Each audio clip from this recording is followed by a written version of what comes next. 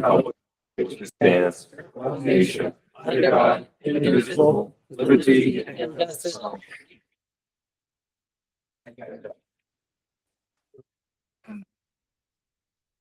First up, we have our students, our school's Raymond High School science students. Mr. Danable, I believe you got Mr. Kotcher and a group of students. Go on up here. We're ready. Let's start it. Tom, when you walk in, we're ready. We have Mr. Koch, one of our science teachers and department head here with a group of his physics students to present on a project we've been doing in class. Yeah, go ahead, guys. Yeah, feel free if you'd like to. By all means, be right in there.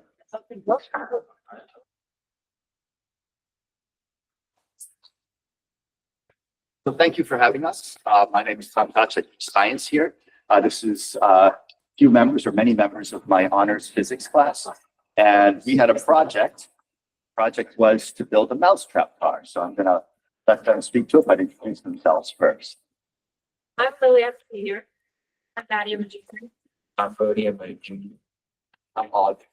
I'm a junior. I'm Theo, I'm a junior. I'm Jaden. I'm a senior. I'm Clay, I'm a senior. I'm Gustavo, I'm a senior. I'd like to talk about what the project was. I'll go first. Okay. Okay, so our project, we had to take one of these mouse traps that Mr. Koch gave us, and we had to build a car out of it. We wanted to make it go, is it 5 meters? 5 meters. 5 meters forward, and then if you made it go 5 meters backwards, you got some extra points.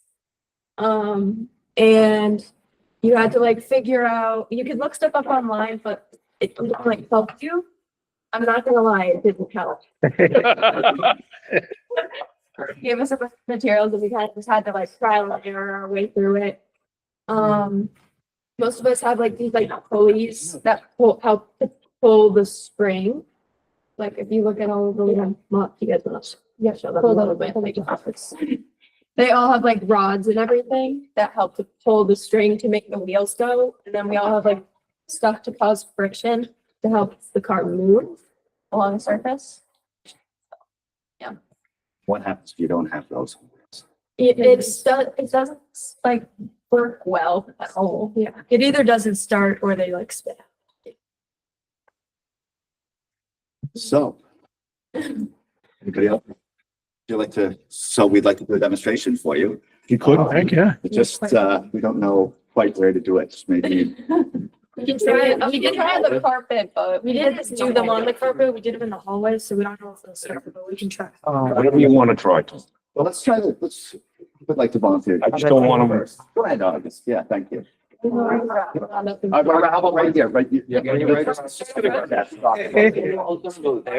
Oh, on that. So thank you. Is it gonna go? It did wind up.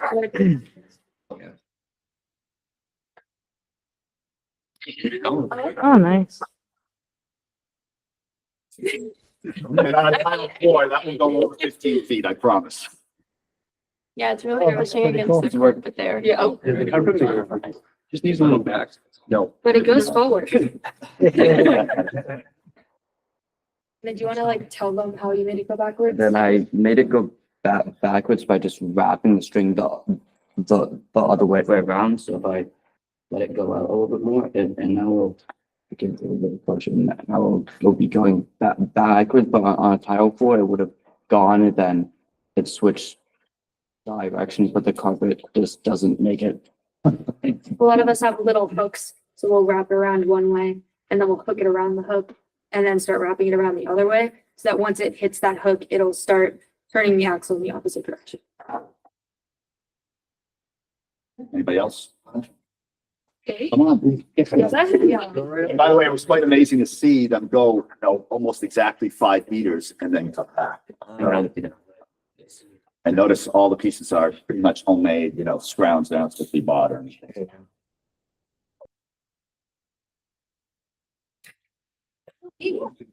Yeah. We're much more exciting inside.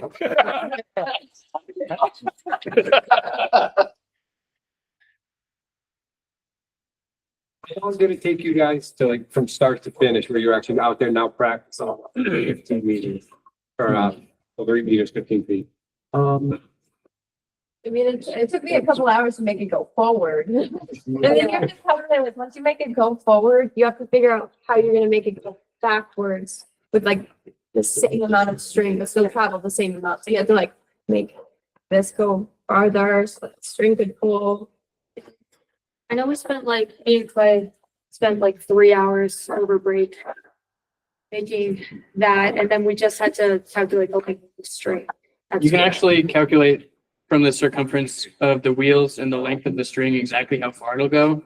But obviously there's never ideal conditions, so it's not like exactly there, but you can know about how far it'll go.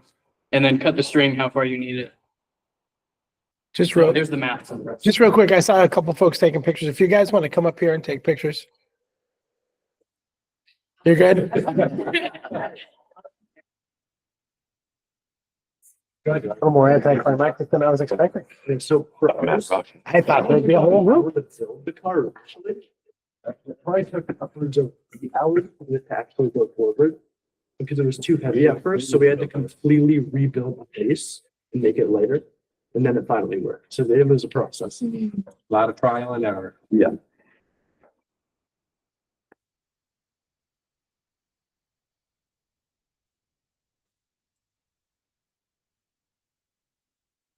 Yours was like the fastest car. Oh,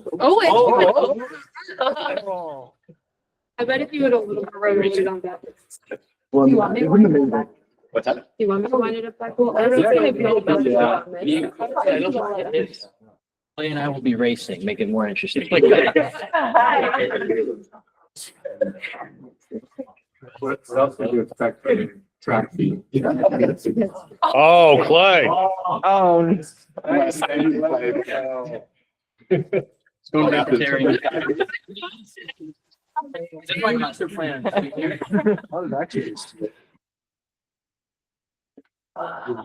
That hurt a lot. Did you? Ciao. We're just gonna try right now to get it to go Yeah, I forward have and to like backward for wind you. it up. So. When we were working on ours, one issue that we wanted to focus on was the friction of the axle on our actual car. So we cut little plastic straws on the bottom to like thread the axle through so that they would spin. And we used 2 zip ties on either side of the wheels, and then we glued the wheels to the axle. And we had to sit there and hold the wheels straight with hot glue for a long time to make sure that they would go straight. And then we just added tape to the wheels.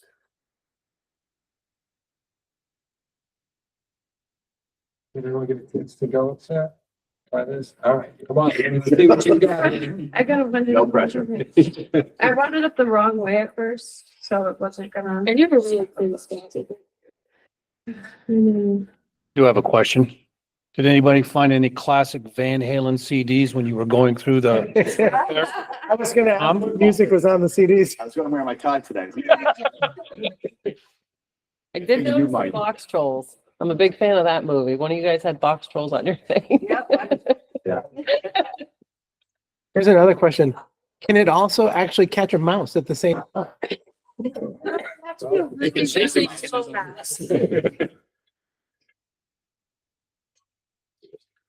I see some designs on some of your wheels, more aesthetics, or is it functional? This is strange. Wait, why do you have a design on your wheels? The little pieces of tape. Yes, that It's is. to add friction on the tile. No, I got the tape one, but like, we have some with white stuff on the paper on it, Why'd you have the tape? and I see one over here. Go ahead. Duct tape? The duct tape? Oh, the paper is, Excellent.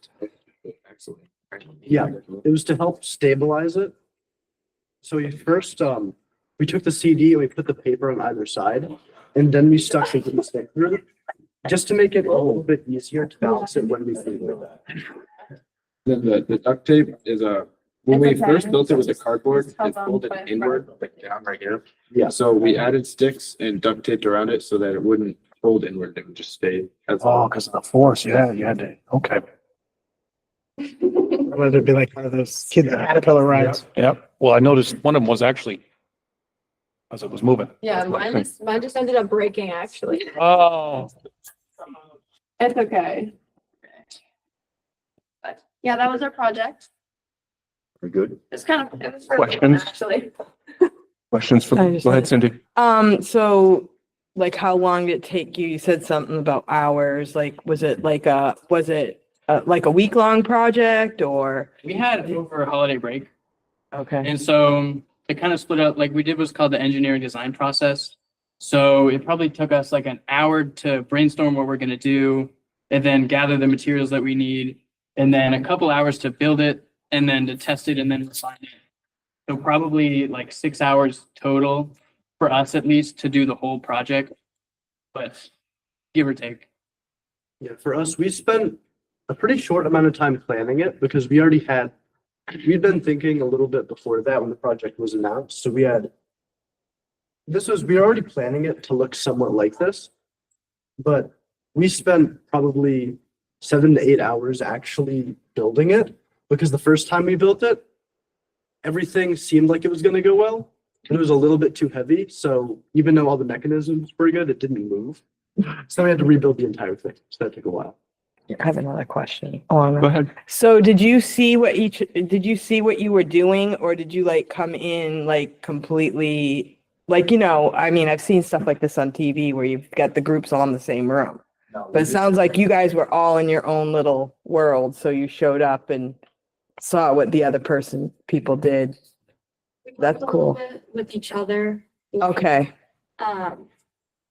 Either during the class, I know August was super helpful. He like knew how to tie knots because he was in Boy Scouts. So he helped us tie our string. Because I was struggling Okay. with that. But we kind of talked with each other about different ways that we're making it work, what wasn't working. Oh, okay. Like, we couldn't figure out why our car wasn't moving. We were helping each other out. But kind of going into it, we had our own ideas. We didn't really brainstorm as a class. But if you saw another group, you were like, hey, that looks cool. How'd you make it do that? We talked to each other. Okay, cool. So it was an out of class project. Yeah, it sounds like it. Good, Steve.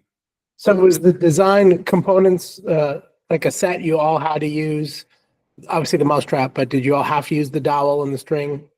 No. That's just. Yeah, they- the way it works. Okay, yeah, you all kind of came up with the same, essentially the same project. It's just what we came up with. Yeah. That's very cool. We weren't allowed to use like motors or anything like that. So we had to make the axle move somehow. So we had it just strapped on there.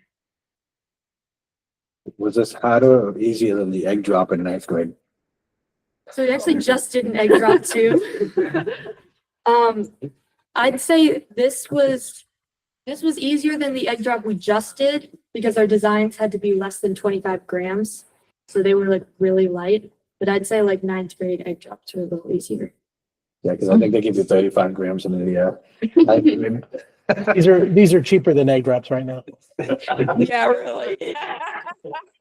We're not doing egg drops anymore, too expensive. So Yeah, I lost a few eggs testing my egg drop. Thank you very much, everybody. thank you. Thank you. Get a motion to go into non-public, please. Make a motion to go in non-public session on the RSA 91-A:3, middle meaning 2B. Second by Steve. Joe? Yes. Cindy? Yes. Steve? Yes. And myself, yes.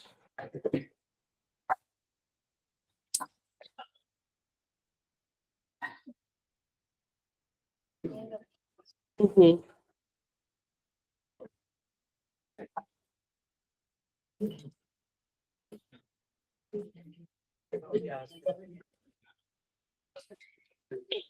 We'll hold down the. Yeah. We'll handle the rest of this. Everybody calm down. Yeah.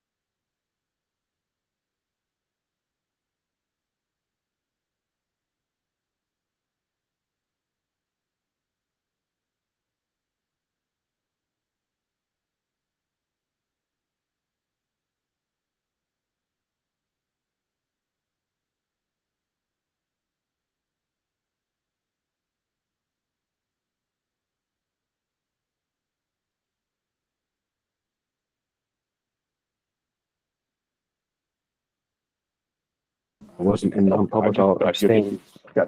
Abstained by Tony. Yes. And myself, yeah. John, hold on a second. Jen, just to let you know, I motioned to exit non-public. Cindy, second. 4 yeses, 1 abstention by Tony. I never entered. Yeah, I think they just entered. Did she? Thanks, Joe. I just entered the room. All right, next up, public input.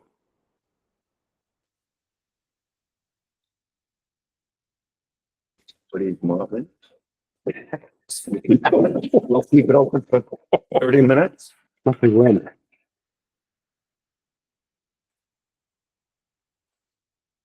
All right, student representative to the school board report, Marissa. So this week we've been working a lot with RCFY. So I know a lot of students, I'm seeing a lot of new students joining. So now they meet during RAM too. So we've been working on the RAM cleanup shirts. So I know the students are really, really excited because they get to help make those. So I do an ELO where I do the merchandise making. So I use my Cricut program. So the students can actually help me make those. And I'm working with the preschoolers for that. So they're very excited about that. And we're looking forward to a lot of new opportunities. And we did just get our new class handout sheet for next year. So everyone's kind of filling those out and handing them in. So really exciting. Good. And you have vacation next week, so. All right, next up, monthly financial update. Margaret? Good evening. So the financials presented to you tonight are through January 31st, 2025. So we are 7 months into our fiscal year. The revenues, everything is coming in as we expect it to. We did finally receive our special education aid in the month of January. As you look down at that, I did increase the revenues with the DRA this year from $200,000 to $300,000 because we were expecting to receive more. But again, not really expecting to receive another $400,000 more than what we budgeted for. So right now, the revenues, we're expecting to have $410,000 of extra revenues in special education aid. I'm still expecting probably a shortfall or at least close to the Medicaid reimbursement. Other than that, everything should come into where I have budgeted it for. Those are the two outliers. Any questions on revenues? The next page is the summary of general fund expenditures by object code.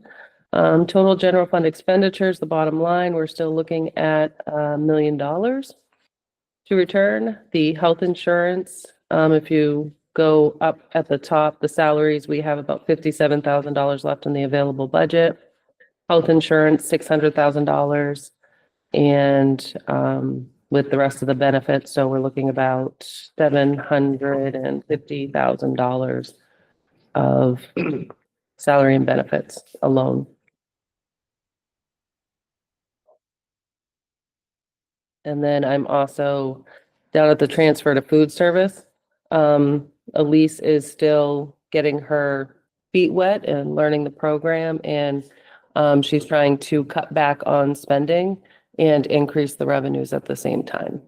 So she's cutting back on supplies and using the inventory that we already have on hand as opposed to just purchasing. So she's trying to utilize the best that we're getting from the state in regards to commodities and stuff like that, as opposed to just continuing spending down the supply lines. Any questions on there? What kind of meatballs are we using?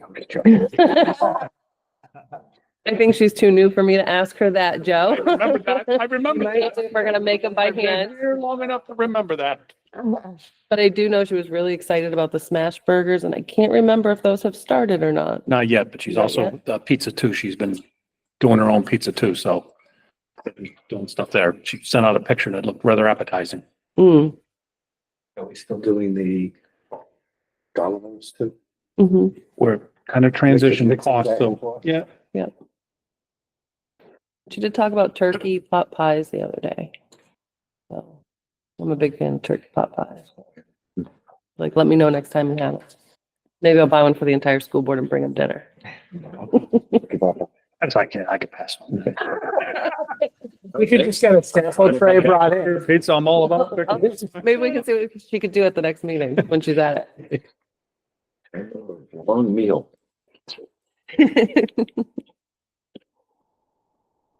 The next page after that is the lunch fund revenues and expenditures.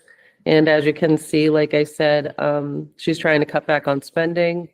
And with that, we also have money left over in their salaries and benefits at this time as well. So right now, as opposed to looking at a general fund transfer of $100,000, I'm more looking at a $68,000 transfer.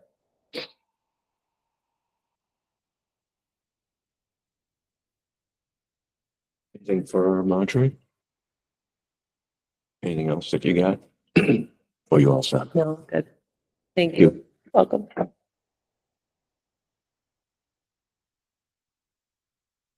Raymond Coalition for Youth Risk Behavior Survey.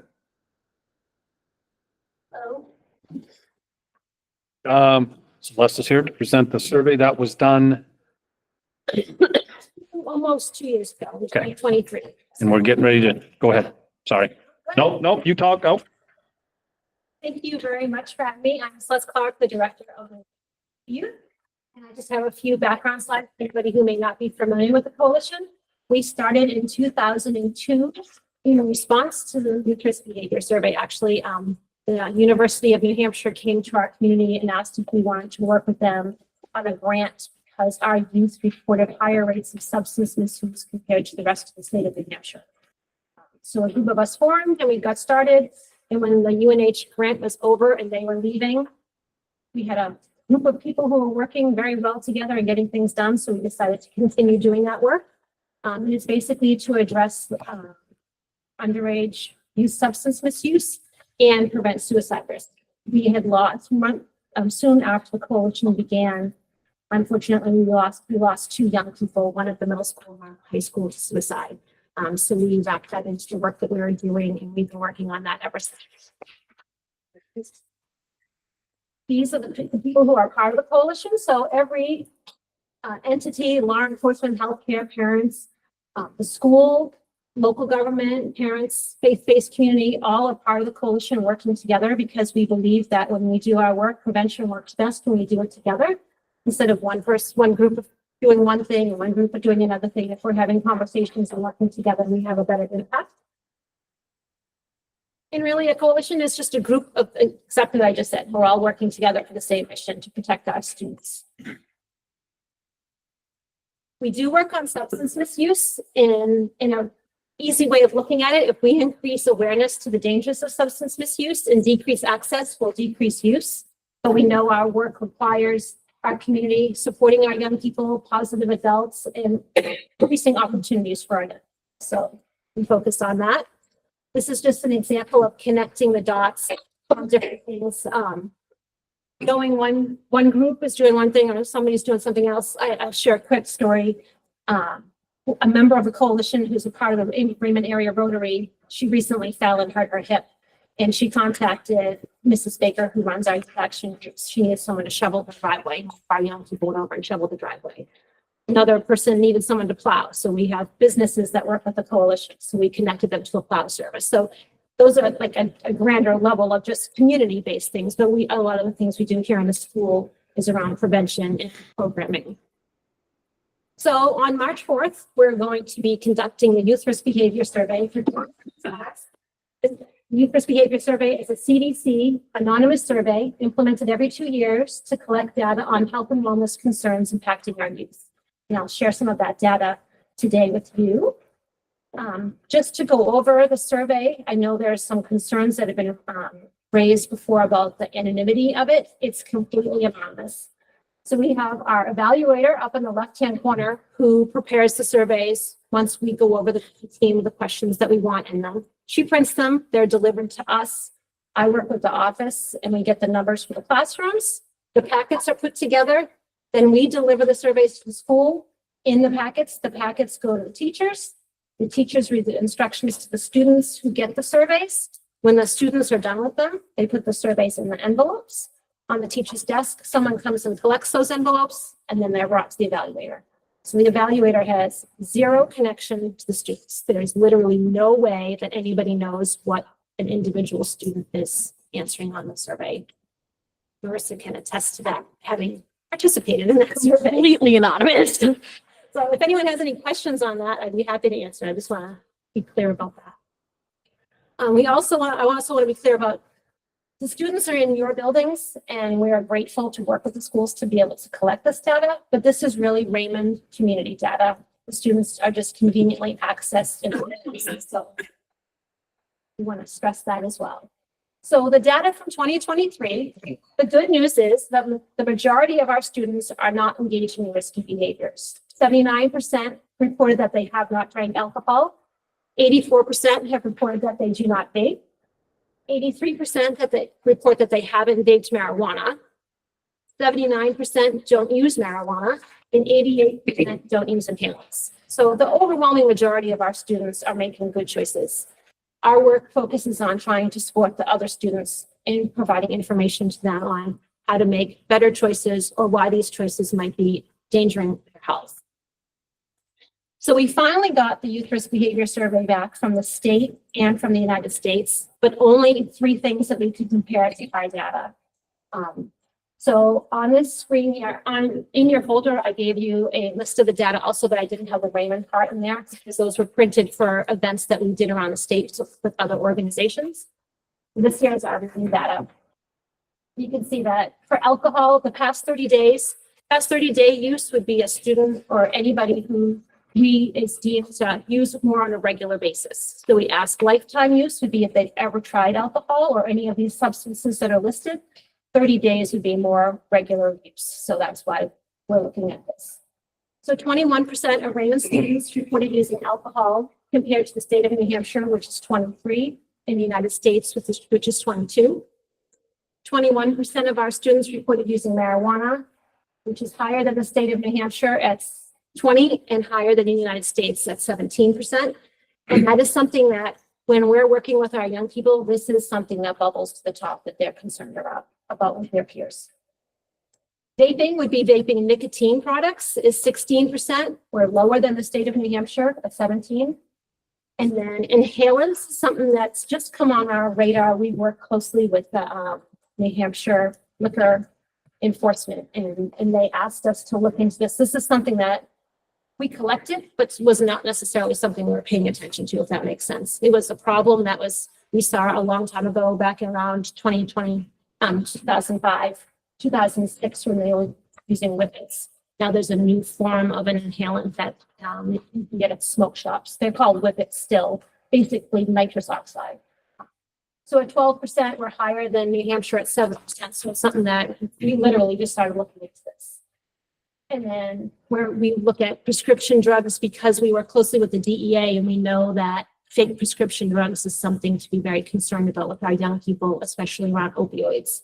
And we have 5% of our students, which is 5% in the state of New Hampshire, and we're higher than the United States of 4%. And we have a specific grant targeting that right now, because in order to apply for that grant, we had to have higher rates of use compared to the United States. And we're in year 4 of that grant right now. The numbers are pretty much the same. They're not Raymond problems. You can see by looking at this chart here. These are problems that young people are experiencing across literally the state of New Hampshire and the United States. We like to look at it as our community is doing something about it. We're trying to provide education and we're working together with our partners. Any questions at any time, please let me know. So this first chart shows for the Raymond High School 5-year for alcohol use and marijuana use. And you can see back in 2007, we had higher rates of alcohol use at 47%, which was pretty alarming. That was towards the beginning of the coalition. And you can see how it goes pretty much hand in hand. So if we talk about polysubstance use, that's using one substance. If a student is going to engage in risky behavior like drinking alcohol, they might also engage in something like using marijuana. In this chart here, pretty much shows how that is something that's true. The lines go pretty much together. In 2023, 21% of our students were reporting using alcohol and marijuana. You can see that in 2022, it dipped way down. That's COVID. So we take our students away from their peers, away from access to these things, away from pretty much everything and lock them in the house. Their use of substances went down. Surprise, surprise. And now it's starting to go back up to pre-COVID levels. We're right on par with where we were pre-COVID. This is for the middle school. So we have alcohol, marijuana, and vaping marijuana starting in 2013. You can see again, COVID was pretty plateau and now it's starting to go up. They're obviously much lower numbers. We're talking about middle schoolers in 6th, 7th, and 8th grade. And in talking with them, these are things, this is on par with what their concerns are. Our biggest concern is vaping marijuana because that is a very high concentrated THC product. So it's someone smoking marijuana. Marijuana products are much higher. There is a sheet in your folder that I provided of the different products that are being sold right now. But to vape something in a heating device, the THC is much, much higher, which is much more concerning for us, for all of our young people, not just the middle school. So it's something we want to raise awareness to. Students' perception around marijuana has gone down. These are for marijuana. Think that there's a risk, think that it's wrong, parents think it's wrong, or friends think it's wrong. These are numbers that we would want to be going up. And this is generally what we're seeing across the board, across society, with everything we're hearing in the news, talking with our young people, they're getting advertisement on their phone. We hear that it's their mental health, anxiety, there's a cure for everything. So the perception of this has gone way down. So they're not thinking it's risky, and that's showing that this is going back up. No question. Thank you to Tom. All right. As far as our road safety, if you've watched the news recently, there's a lot of speeding, there's a lot of dangerous activity on our roads.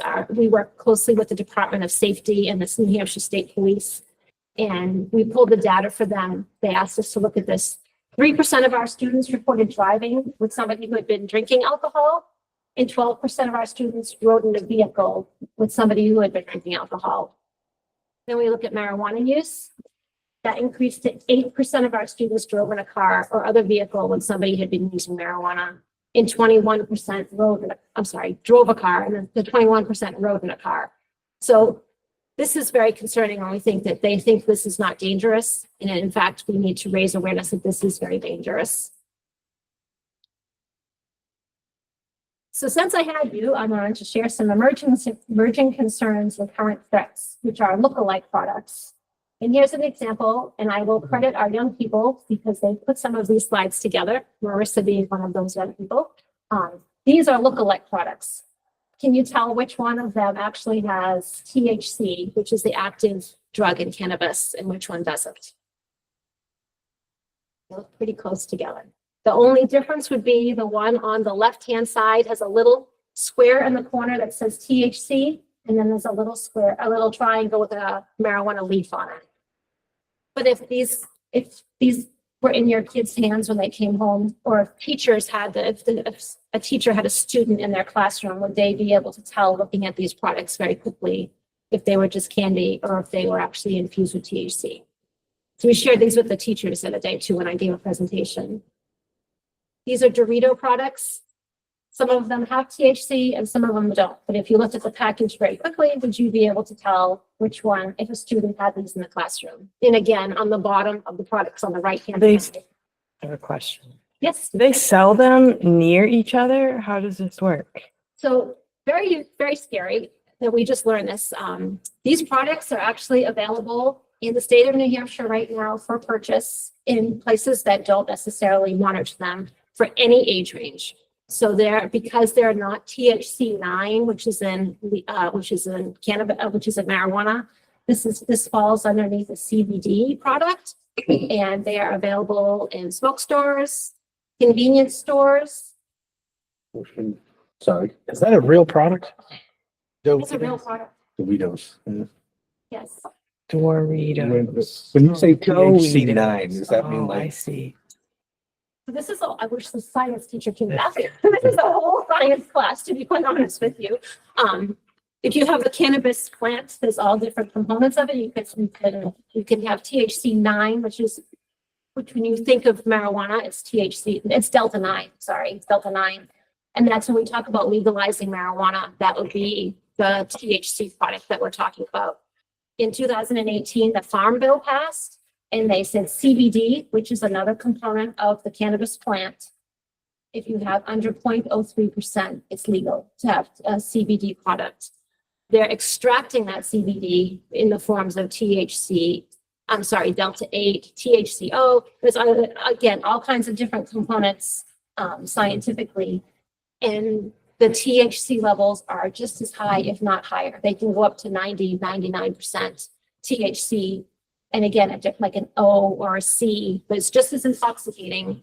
But because it falls underneath the Farm Bill, it's being legally sold. So this is just came to our radar. So we've met with our representatives and our Senator Shaheen to raise awareness to her.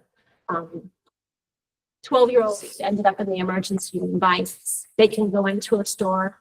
If, again, anybody can get it. There's no age restriction. There's obviously no product. And they're mimicking things. And Do they sell it near the chips or is it in a different? it depends on the store to where it's sold. So part of this is to raise awareness so people are aware of it, to be on the lookout. So you just said there's no age restriction at all on this. Zero. So we're going to be working with liquor enforcement. There's a coalition in Texas that they started a campaign to raise awareness with a Survey Monkey tool. So if people go into a store and they see this being sold, they can fill up a little thing saying this X, Y, and Z store had X, Y, and Z product, just to raise awareness to it so somebody can go in and get it off the shelves. But yes, anybody can go in and buy it. Again, it really comes down to a store owner. We would hope that we can educate a store owner. Maybe they wouldn't know that they were selling these products or how dangerous they are, but it's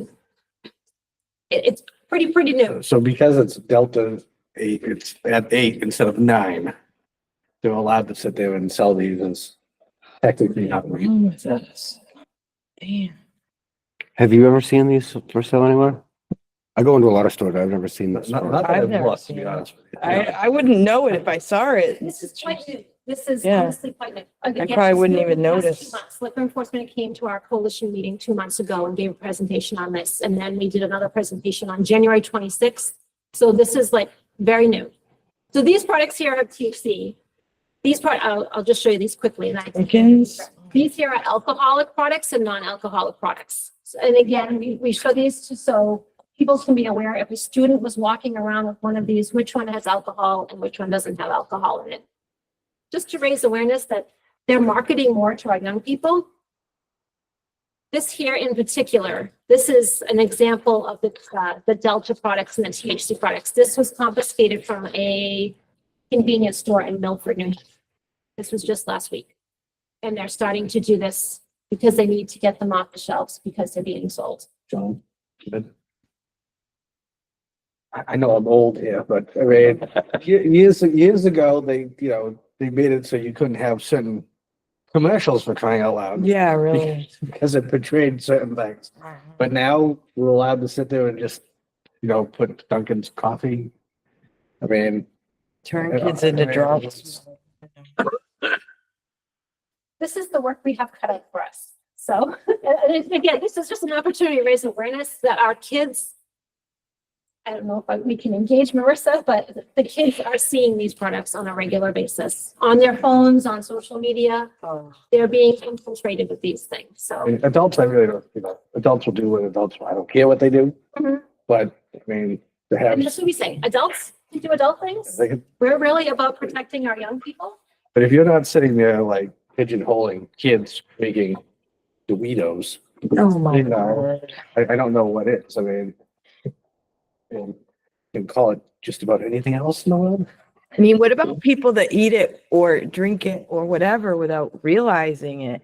I don't You know know, that that's, I mean, the alcohol one, maybe you would, but like the Doritos, I don't know. I don't think you're gonna accidentally. I buy it, but- might not even know if you guys didn't tell me.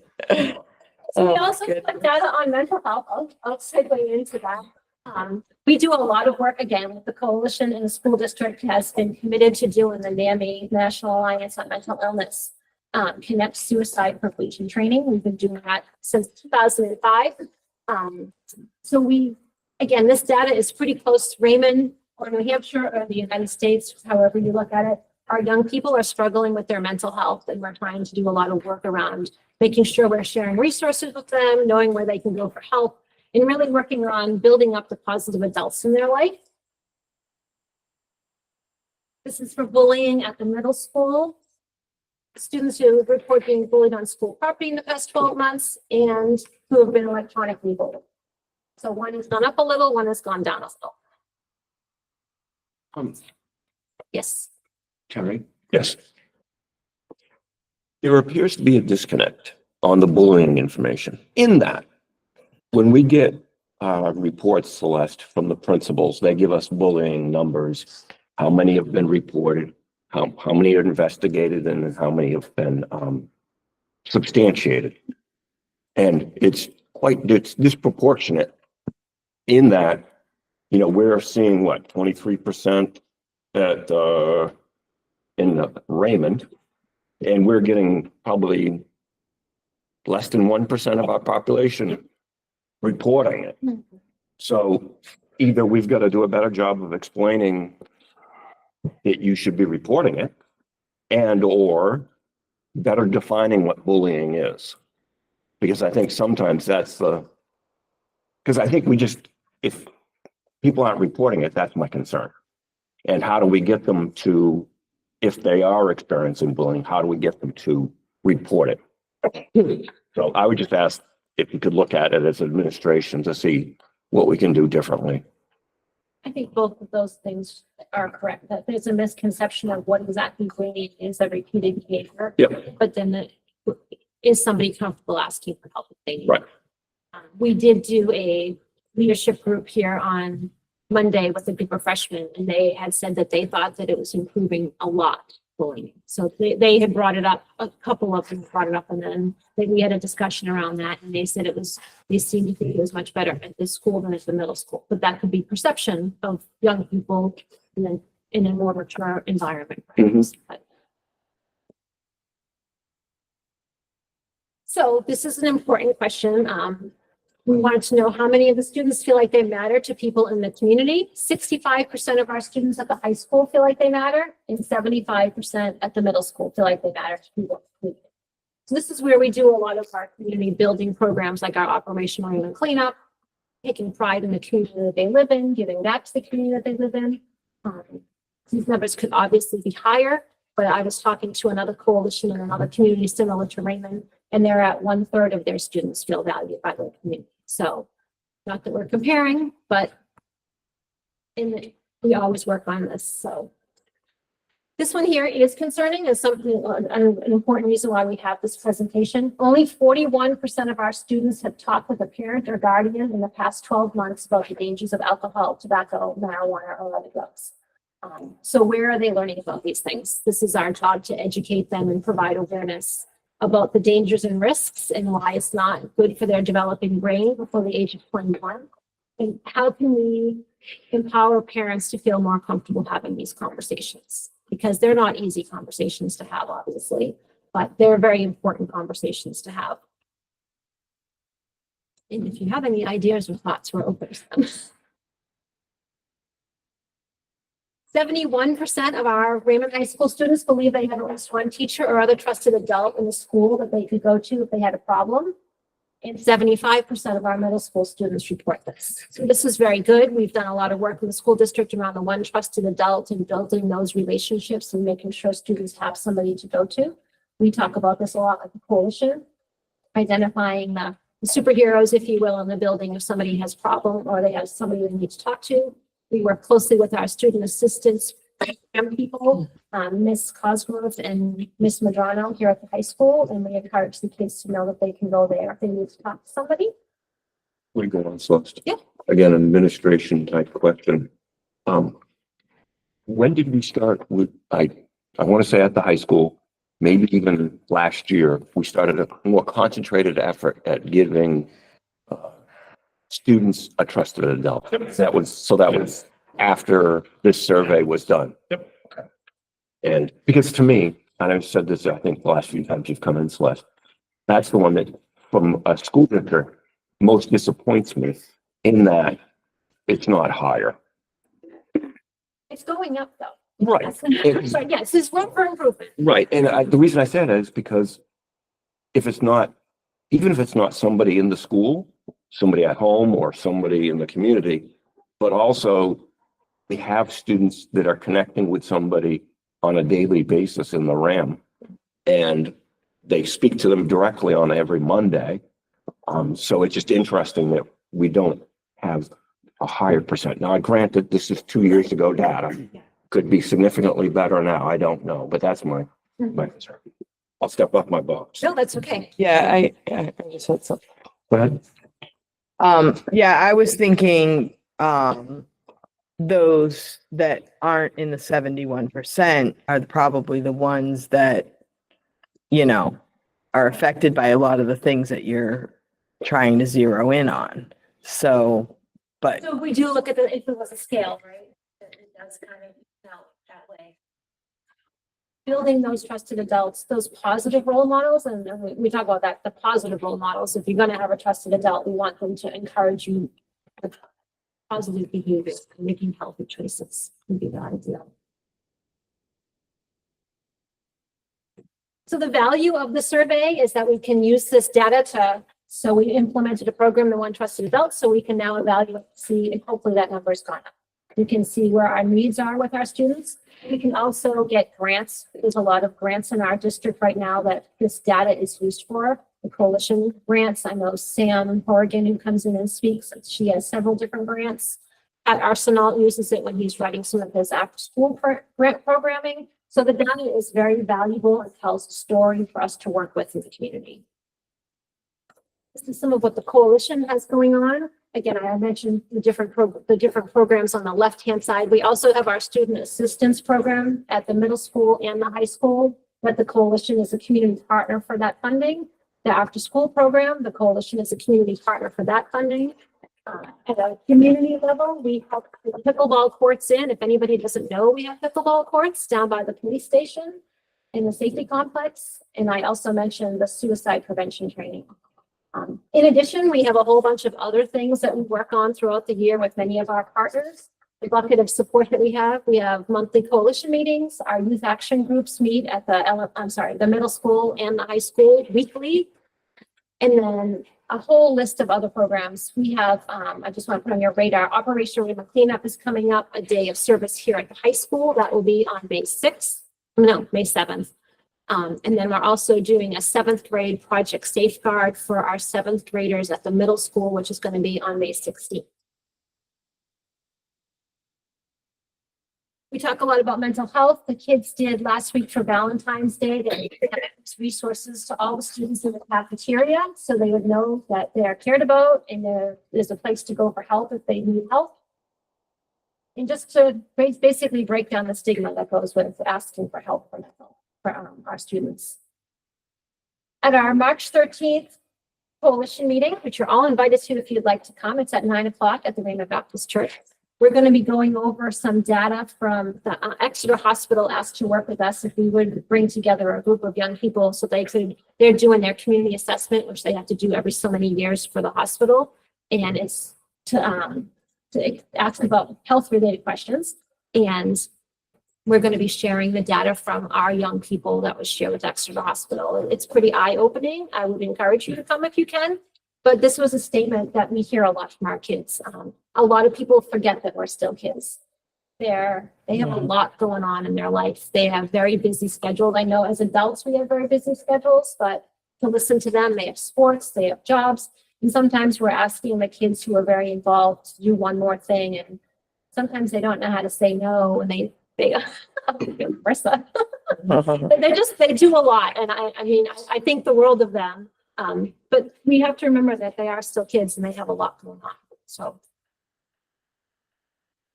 We have lots of resources on our website to all different talking. If you're parents and you're looking for how to talk to your young people about these issues, we have information on that. If you have somebody who's struggling with substance misuse, we have information on that. There's just a lot of things on our website. If you would like to check it out, rcfy.org.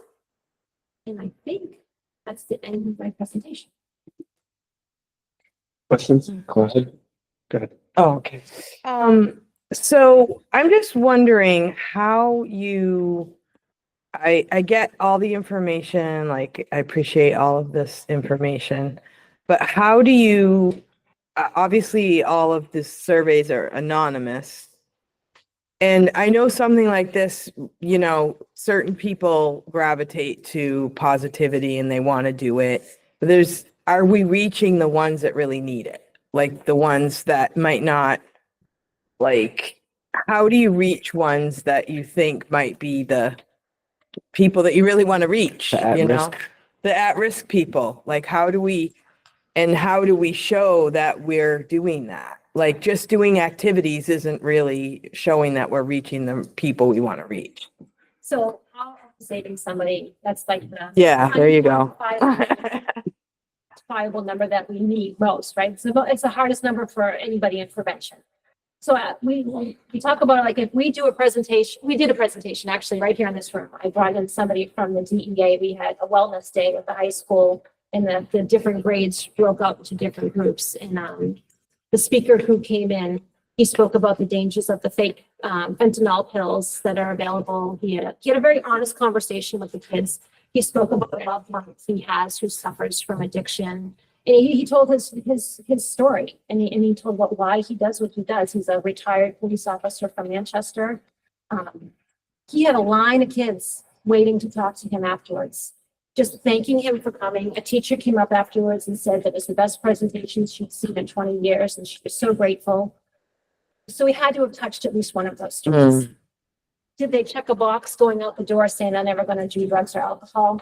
We can't do that, obviously. I mean, we just hope that the things that we're doing is touching them.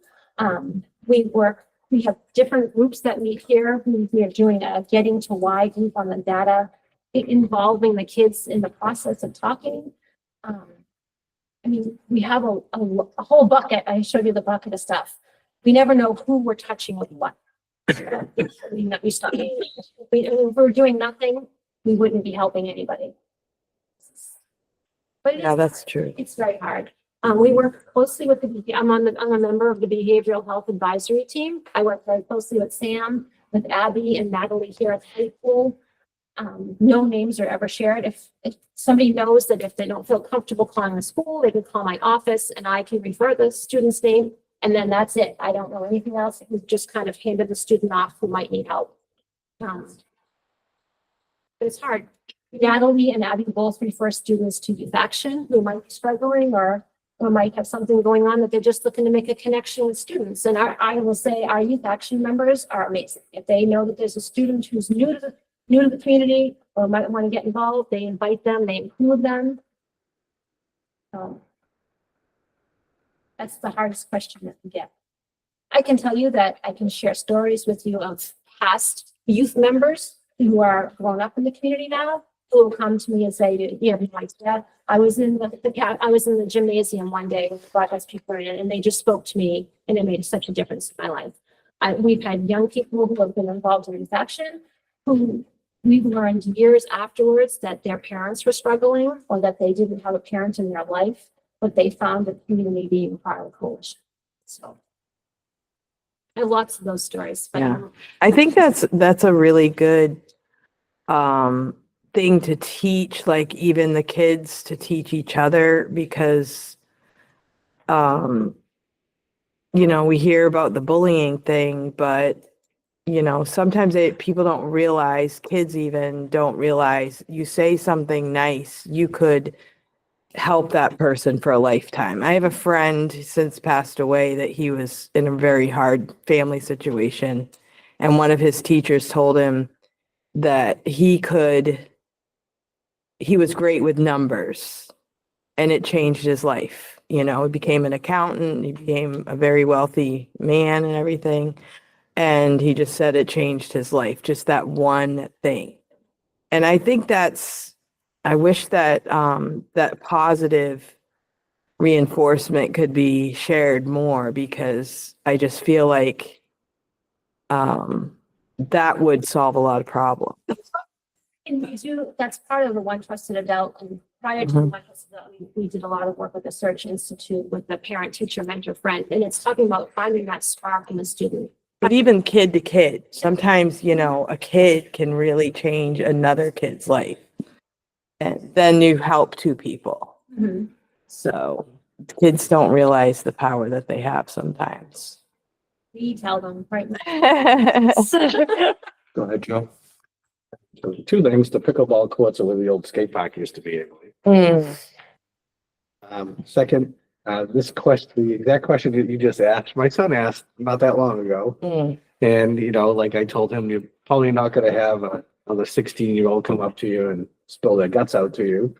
But they know it's there. Mhm. The parents know it's there, and they know there's something there that will give them a resource to help them. And, you know, yeah, if I was 16 years old and if I was having an issue with anything, I'm probably not gonna go up to another teenager, even if you paid me to, and talk about it.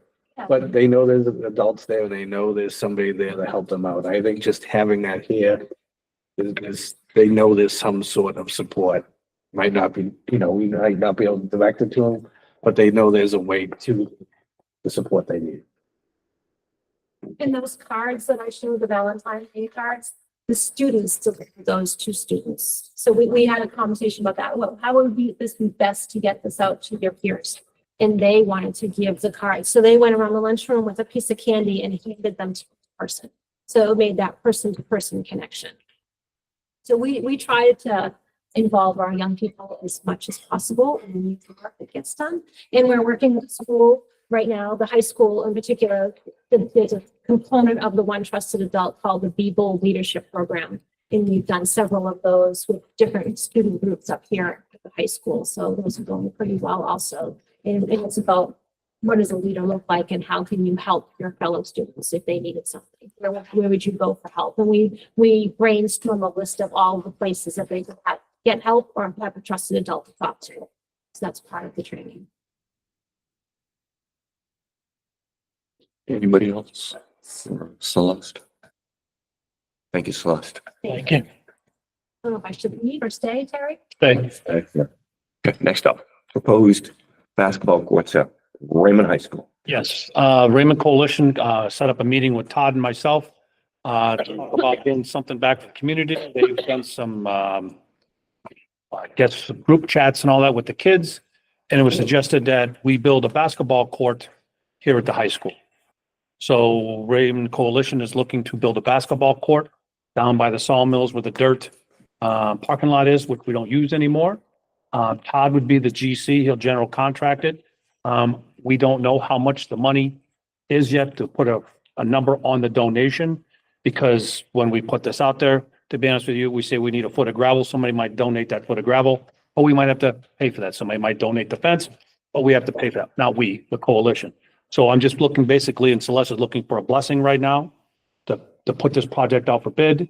Once Celeste knows the things that we need and Todd says, this is how I want to do this, this is what I need, she can start to either gather donations or material to make this happen. So I guess we're looking for a blessing. Would we get to view the Oh, yeah. design before Yeah, we actually absolutely. give an approval? Like, I'm not approving it now. Yeah, we're looking at a full-size basketball court, to be honest with you. Is that gonna affect the operations of the sawmill? No.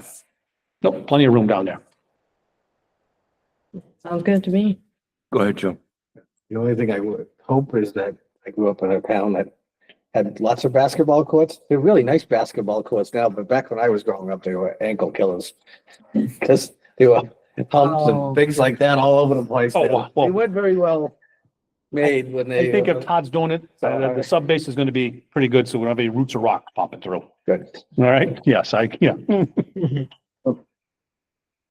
I'm assuming you'll still be allowed parking there, for example, graduation and, Yeah. Anybody else? Great idea. Giving the blessing, right? Move forward. All right. Thank you so much. Thank you. Any emotion for that, or are we just good? We're good. Census is the deal. All right, next up. Principal splash swim report. We have a. Want this? Or give it to Okay. me. Thank you. Wow. Good one. Thank you. If, I think we'll do it differently if it makes, to me, it makes sense because we've asked to have the report done briefly. Yep. And so I'm thinking if we have each principal do their report and us data at the same time, would that make sense? Works for me. All right. So can I just explain to everyone the difference now? I don't know if we, or do you want to do that, John, or? Basically, instead of reading through every single line on that principal's report, they're going to highlight one or two things from each month. If you have a question, you can ask a question about a specific event if you want to. They're just going to be more highlighting things instead of depth and detail, but you can ask any question that you want. When they even go through the data, it's going to be like the first slide of the, let's just say 4th grade. They're not going to get into the weeds of phonemic awareness, sight words and all that stuff. But if you see some outlier that you want to draw attention to, absolutely feel free. I just want to say, don't feel like you're limited to one or two highlights if you have Wow. several things you want to highlight. Yeah. They've had their orders, Tone. I'm sorry. You want to start with Pete since he's right at the top, or? Pete, you got thrown under the bus right away. Yeah, expecting that, but He said last time, so he got off easy last time, so. No problem.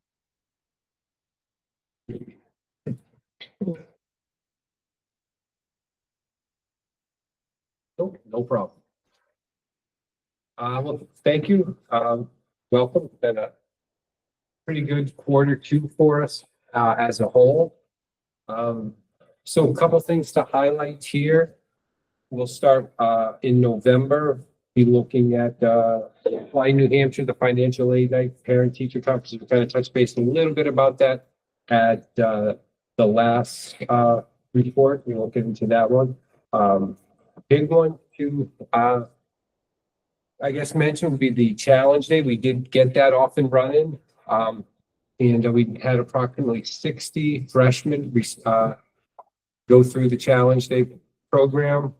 That's that organization that came in from California to work with our students. Again, about 60 of them did it. The feedback we received from the kids who attended, was outstanding. Staff who were there absolutely loved it, asked if we were going to be doing it again. So this is something we are going to look to try to do every year with our incoming freshman class. Pete, question. Yes, sir. On the financial aid information that's given in November for seniors, correct? The financial aid night, yes. Is there a reason why we don't do that earlier? Because applications, if you're doing early decision, early action, some of those are required for either November 1st or very early in November. Yep. And if we were to do it earlier, it would help those students Yep. in a more timely. And I understand that the vast majority of students are probably applying for the later date, but there are students that are applying for early decision or early action. Look into that. Thank you. Yep. So December, big highlight of December would be our winter concert. Mr. Lacasse, Mr. Velez did a tremendous job. That was sorry. Mr. Lacasse, Mr. Velez did a great job with the concert band and the chorus performing. That was, a real fun night. It's great to see them all up there dressed up on that stage. Just, yeah, you do a real nice job. January, two big events I'd like to point out here would be the Bring 'Em Back event. And this is where we have some of our alumni come back and sit with our current seniors to talk about life after Raymond High School. And kids this year ranged from students who are currently in college, students who have graduated college, and students who are in the workforce and did not go to college. And talking about, the challenges associated with all three and the successes associated with all three. And it, honestly, it's one of my favorite events we do here because it really gets the kids seeing like, wow, like what is out there for me? How does this impact? You know, if I don't go to college, what's that gonna look like? Can I make it work? And we had a student there who's extremely successful. Young kid, I think he graduated maybe 4 or 5 years ago. He's owning his own business, doing a great job. Couple other college kids there. Again, so much information. It's really exciting to see. And then on the 129, the class events, we had students all over the place, you know, for this portion of the day here. Our seniors attended a seminar from the DEA, which you could have, once they all settled down, you could have heard a pin drop in this library. And the one of the students had said it was the best presentation that they'd ever been a part of in their high school career. So that was extremely exciting. Juniors and sophomores did a Think Fast Distracted Driving Assembly, which was pretty cool. They had, I mean, it was more like a concert show going on down there with giant screens. Were you in that one? Yeah, giant screens that an interactive like question and answer on, you know, driving and whatnot. You know, really cool, exciting thing there. And then the freshmen were watching Screenagers within their RAM. So that was pretty exciting for them as well. Acknowledgements. So I'd like to just, you know, quick shout out to the staff on the professional development day that we had.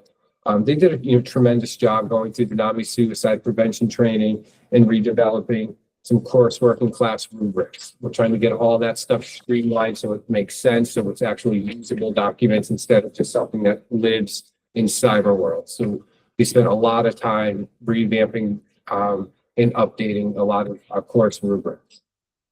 Student recognition award recipients, we had 4 of them over the course of this time period. And that goes out in the RAM reminders each Friday when we, those are done every other week. And what some of our students are doing is just tremendous work within the community, within the school. So, you know, just a quick shout out to them as well. Other acknowledgements, the Granite State Music Festival. We had 5 students, musicians who were nominated and performed at the Granite State Festival up in Goffstown. So congratulations to all of them. Outstanding. We had a flute player, a tenor sax, and 3 singers up there performing. So outstanding for them. Updates. We did run the second session of our academic probation. So this was students at progress report time who belong to a co-curricular and were failing a class. They would come to the library for an after-school study session. We had 2 to 3 teachers manning that at every given session from a variety of disciplines. We did, you know, start with 37 students and we ended with 27 students. During this particular one, only 5 students did recover grades. Not sure if they didn't put the work in, not sure if they were too far behind at this point. So not sure why we only had 5 as compared to quarter 1. We had, I think, 5 left in the program by the time that 2 period ended. So where this is the first time we've done it like this, you know, kind of gives us that data to figure out where we need to go and make improvements from for quarter 3 and quarter 4. We've been doing our monthly classroom updates. Their teachers are providing a little write-up alert that's been going out every month since November. And we do have a student-centered learning committee that we're working with an outside coach coming in to work with a group of teachers. We have 6 teachers and 3 administrators who be in this to, again, look at ways to improve what we do in the classroom, make it more student-focused, where they become more of an active part of the classroom and not so much the old school traditional teacher at the front, students sitting down doing the work. So, you know, we're getting away from that. There is a time for that. We are very well aware of that. But there are ways to do this where the kids become more involved in their learning, have more of a say in their learning. So we've got a cohort of teachers working on that. And since we started this in December, early December, This cohort together has already put in over 115 hours of time into this between readings and meetings that we do ballpark every other week on this. And they're not getting paid extra for this. This is them stepping up and volunteering to spend some extra time here to try to get this done. So, big shout out to them. Challenges right now are, biggest challenge does continue to be student bathrooms. More of the boys' bathroom. We are working at, we have reached out to individual families. There we go. We reach out to individual families, we send messages home, we put information in the RAM reminders. Up until recently, they haven't been doing much in there other than just hanging out. So, but it's making it uncomfortable for other students to even go in there when there's a group of, 6, 8 boys hanging in the bathroom. Kids who actually need to go in there and use the facilities aren't feeling comfortable in there like that. So we are addressing it. I myself am out there as much as possible for a stretch. I was there between every period and every morning for about a 3-week period. Standing out there, guys, let's get going, let's get going. So it is something we are addressing. We are going to stay on top of it to the best of our abilities. But right now, that's kind of the biggest challenge we've been facing. Discipline data. So this was quarter 1. Here is our quarter 2 discipline data. Before you go on, Pete, Yes. we had asked at the last time if we could have the time frame for all 3 principals the same. The data that we got before in the first meeting was different. I think even all 3 of them had it different. The starting point obviously was the first day of school. The ending date was different. And here we've got 2 principals on the same ending date and one with a different one. And I think it would be easier if we all had the same time frame. So we're looking at similar data. That's all. It's the high school quarters. I said, does the high school go by quarters and these are trimesters? How would you break that down? It's easy to go, what's the last day they can give us the data by? And it would be last Friday, the 14th, or whatever date. I think the 12th was used by 2 of the principals, February 12th, I think. But going forward, because we had asked before. Thank you. So again, there's a discipline data. It has gone up, specifically on freshmen. That's where most of the largest number of referrals come across the board. Our top 5 infractions, kind of split here because of the page break. There we go. Top 5 infractions for quarter 2. Looking at defiance, skipping class, disruptions, inappropriate language, and disrespect. The defiance one was at 148 referrals for defiance, but that came up from escalation of refusing to put cell phones away and things along those lines.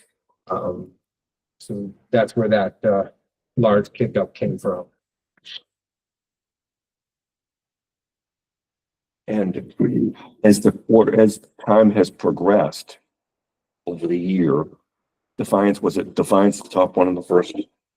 Yes, defiance was the top one. Usually usually the 5 of the 5. They're within maybe one outlier, one in, one out, but for the most part, it is the same. What can we do differently because again, 490 referrals in the second quarter is significant. Yeah. And what are we doing differently going forward? Well, I think a lot of what we're doing, we are working on, does come down to some stuff that a lot of this stuff that we're putting into place. For example, the One Trust that we're working, all the restorative practice stuff. These are all multi-year assets to make sure it's all staff are trained, or everybody done where they know what these philosophies are, they know how to enact them. So we are going through these trainings with staff because simply the punitive stuff doesn't work. You know, we're aware that we know there's a time and place for that, and we do have to do that. But we know that that's just not the answer. So we have to get to the crux of the source, what the issue is. So that's what all these programs, so it's the one trusted adult story practices, our MTSS, the multi-tiered system of supports, the Renew program, Be Bold Leadership. That's what all these things that we've put in place for the last, 2 to 3 years, year and a half timeframe, that we're working on. So again, it's just that more of that communication piece, trying, so kids do have that one trusted adult, so they do talk to each other and can feel comfortable coming to report this stuff when it happens. So that's kind of the approach we're taking to it, because we want to address it. We're going to address it. We do address it, but it's a process. And we know that simply just laying down the hammer and discipline doesn't work. This one group tends to be an outlier group too, again. And also, I also feel too that, patience can also start to wear on the teachers where they've asked a kid 3 times to stop it. Now they're like, well, this is the 4th and 5th time. We're done. We're pushing the ante up. So that's also You need to be done at the first time. well, If they know they can go 4 times, they're gonna go 4 I'm times. exaggerating, but I'm just trying to say that No, I'm not. rationale. No, I had a question. So ballpark, how many of these referrals would you attribute to cell phone problems? Just roughly. Although I don't have the election. Define the 148, defiance ones. It's the majority of them is what I have written down. So the overwhelming majority was defiance for cell phones and or not taking your hoods off. And that just escalates into. And hoods have to, can't wear a hood. Is the high school aware of what's going on at the middle school with cell phones? Yeah. Because it doesn't, I mean, we can do that at the high school if that's what they're looking for. Again, I think a lot of it comes down to how do we enforce it? Did we do that? How do we enforce it at the middle school? At this point, it's a blanket statement that if a teacher sees a phone out, that they should confiscate it. And what we do is we hold on to it in the main office for a day. Unless there's some other extraneous reason going on. Exception to the rule. John, I agree with you. It's just, I hate that. it's not as, I don't think we should be in the business of confiscating $1,000 devices from people and taking Well, on you that know liability. could become a law, right? Right, but then we're liable if somebody's phone gets lost or damaged or broken or whatever. You're gonna stop paying for phones? Go ahead, Joe. Yeah, I know that Kelly, but again, I don't think they've actually put any teeth in the bill. Right, For it either. right. It's still the same problem, yeah. as They I have said, little I said the pouches last board for- meeting, How much, It's like taking, but then testing, what's it really matter if it doesn't matter? It doesn't do anything. Well, there is consequences at the middle school and it appears to be working for the most part, right? I mean, you're not reliving the first few days. well, And we are assigning consequences. We are, confiscating. Right, but what I'm trying to get at, Pete, is that if cell phones are still causing us problems at the high school, then we can do things differently, such as more restrictions on cell phones. Because it's working at the middle school. And it was even conveyed to the middle school early on, a few days in, if this doesn't improve, this is what's gonna happen. And how many days did it take them to lose it? In the boats we run into, kids are refusing to turn in their cell phones. We are calling home. We're now, in conversations, sometimes not so nice ones with parents about the confiscations of the cell phones that we've had to send students home because they're just literally refusing to turn their phone in, which now we're saying you can't be in school because Does that help? So how does that help? That's literally our last resort, but the kids they're like, okay, send me home then. I'm not giving you my phone. We can't physically take it from them. I guess you could argue that with any infraction then, right? Yep. You could just say, I'm not gonna stop fighting ever. I'm gonna pick a fight every day because you're not gonna expel me because I don't want, you're not gonna, I'm supposed to be here to educate myself, right? Get educated, excuse me. So any infraction, we could have that argument that, well, we need to keep them here. Yeah, we do, but we also need them following rules. And when they're disrupting other individuals, how is that productive? Go ahead, Tony.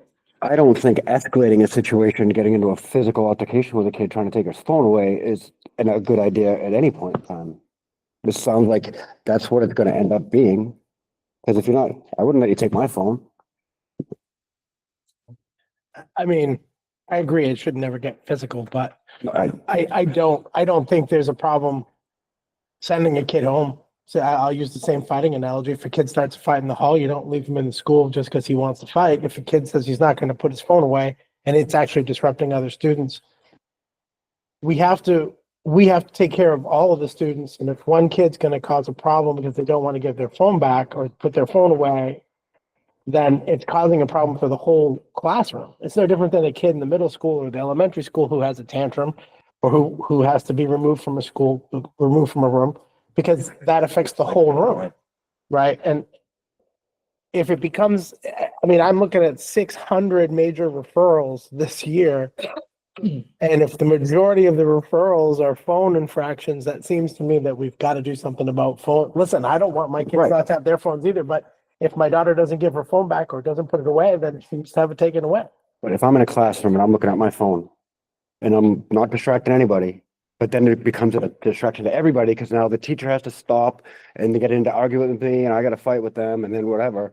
When I'm not saying, I think we're just let the making kids more do their work and job. aggravation for a lot of people. Yeah, let's focus on the kids that want to be here and learn. That's a good idea. Teach them instead of dragging everybody else that doesn't want to. Let's teach the kids that want to be here and learn. Give them some attention. We're supposed to teach all of the students. Right. But if a kid wants to come here and not do the work, what do? Right. You punish every other kid in the building and chase that kid around all day? We used to do. Go ahead, Cindy. I almost forgot what I was gonna say. I mean, I do tell my students that I'm at a smaller school and I tell them that it's a good thing that you can give your phone because it shows self-control. You're helping them understand the value of being able to we might put it in a basket or something. We've tried the shoe pocket things. We've tried that. I've seen the State House, they're talking about these little pouches that you lock or something. And then I guess they can hold on to it, but it's locked for the day or something. I think it's a terrible thing that it's in the state budget, $1 million to control the phones. It's a really sad thing. I'm a parent. I've gone through a lot of stuff with the phone, believe me, and I get it. But I think Tony in this way is right, because if the kids don't want to do it, we can't force them. You can lead a horse to water, but you can't make them drink, I mean, you can plead with them, you can show them the right way, give treats to the kids that do the right thing, and hopefully that will. If I may, those are the things we're trying. Sending them out is our last resort. We don't want to do that. When it gets to that point of defiance, which is, again, why we're doing all those other, the be bold, train, I trust the adults. That's why we're doing all of this. It's a lot. We're trying to make those relationships. So when I say, I'll use Marissa as an example. When I say, Marissa, put your phone away, instead of the argument back and forth, because we now have a relationship and we can talk. He's like, yeah, you know what? I probably shouldn't be on my phone at this point. But that stuff takes some time because we don't want to say, sorry, Marissa, you didn't put your phone away. Now you got to go. Because that doesn't benefit her either. No. And then the rest of Terry had the answer to the question, maybe. Well, I think, Peter, I think you need to clarify too, that a kid gets sent to the phone, to the office for this phone. There's a conversation. If the kid doesn't put the phone away, what happens? If he's not putting it, If the kid doesn't put the phone away, what happens? when he's done with us in the office. Yes. Again, that's when we're like, all right, we give you one more chance. You have to put your phone away. We're going to call home. what we'll do is we'll get mom or dad on the phone. Mom and dad say, hey, Marissa, dad's on the phone, please talk to her. And sometimes that happens. Sometimes it's like, okay, mom, yep, fine, I'll turn my phone in. You heard that? Yep. And then your phone, nope, not doing it. Then what happens? And then we call mom and dad back and say, you gotta pick your kid up. Done. Okay. So, I mean, we are So, having, we're we're going down through a- this process. What I'm trying to get the point is that is what's happening. Okay. Kid comes to the office, he refuses to give his phone up. Phone call is made, 'cause that's the right thing to do. Kid doesn't give his phone up, he goes home. Does it take some time? Absolutely. But it's not, we are sending the kid home. And it's, Marissa? oh, go ahead, sorry. No, you can say what you want to say. Oh, it starts with, yeah, don't say what I want to say. But it starts with the please put the phone away. It doesn't start with get out. It No. starts with, hey, like when I was a committee, we had, Put the phone away, you don't put the phone away. Now you have to walk over to the tree. Please put the phone in the tree. Kid refuses to do that. Kid is sent to the office. The kid is sent to the office. Pete talks to the child. Child refuses to give the phone. A phone call is made. Parent says, give him the phone up. Kid says, okay, hangs the phone up. Kid says, no. Kid is called, goes home. Yeah, it might take Pete a half an hour, but that's where we're at. And then come back tomorrow and do it again, right? Correct. Yes. Okay, I'd like to obviously it's working. I want to offer some sort of not compromise, because there shouldn't have to be a compromise between staff and students, but some sort of middle ground, because I'm in study halls.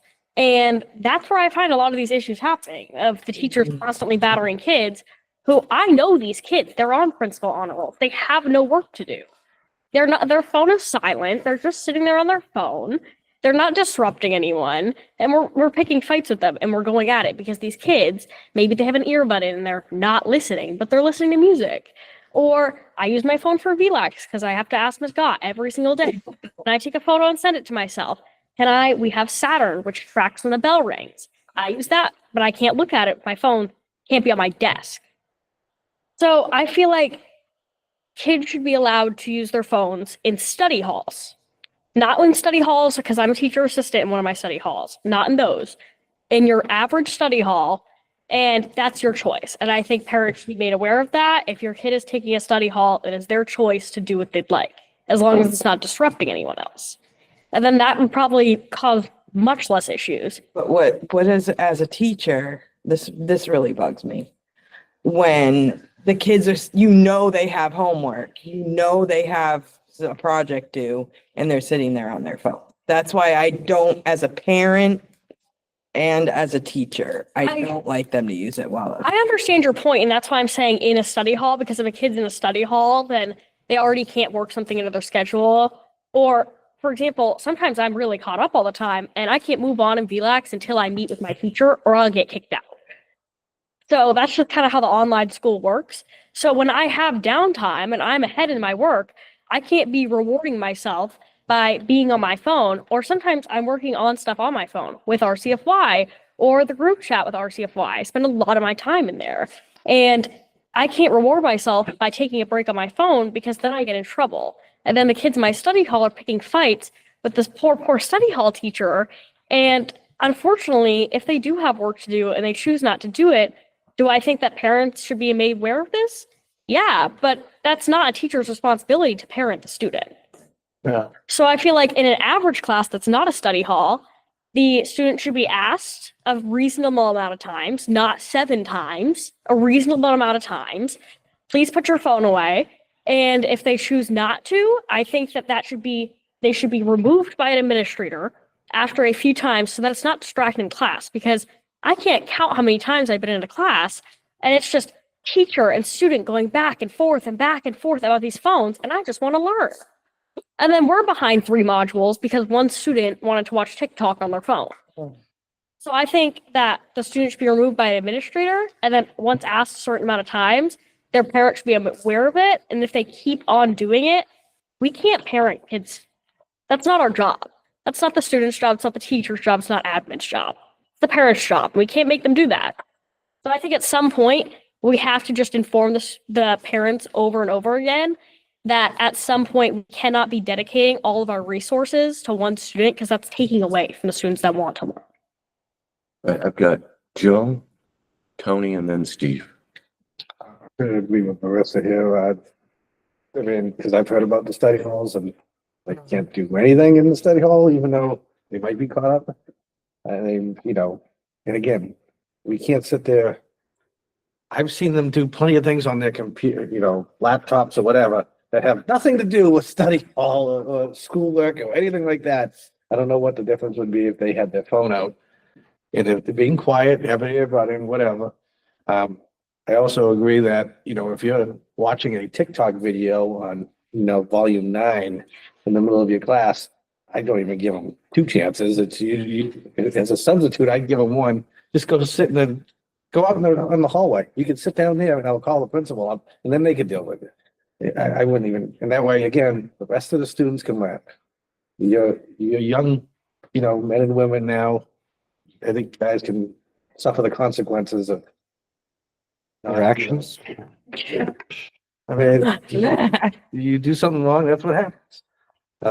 Again, I don't think arguing with somebody in the study hall because they have it, I mean, that's being counterproductive as it is, because I don't think it's helping anybody at all in a study hall. Regular class, I can perfectly see, you know, 1 or 2 chances, go out in the hall, I call the principal or whoever, and it's dealt with there. But yeah, there's no reason to sit there and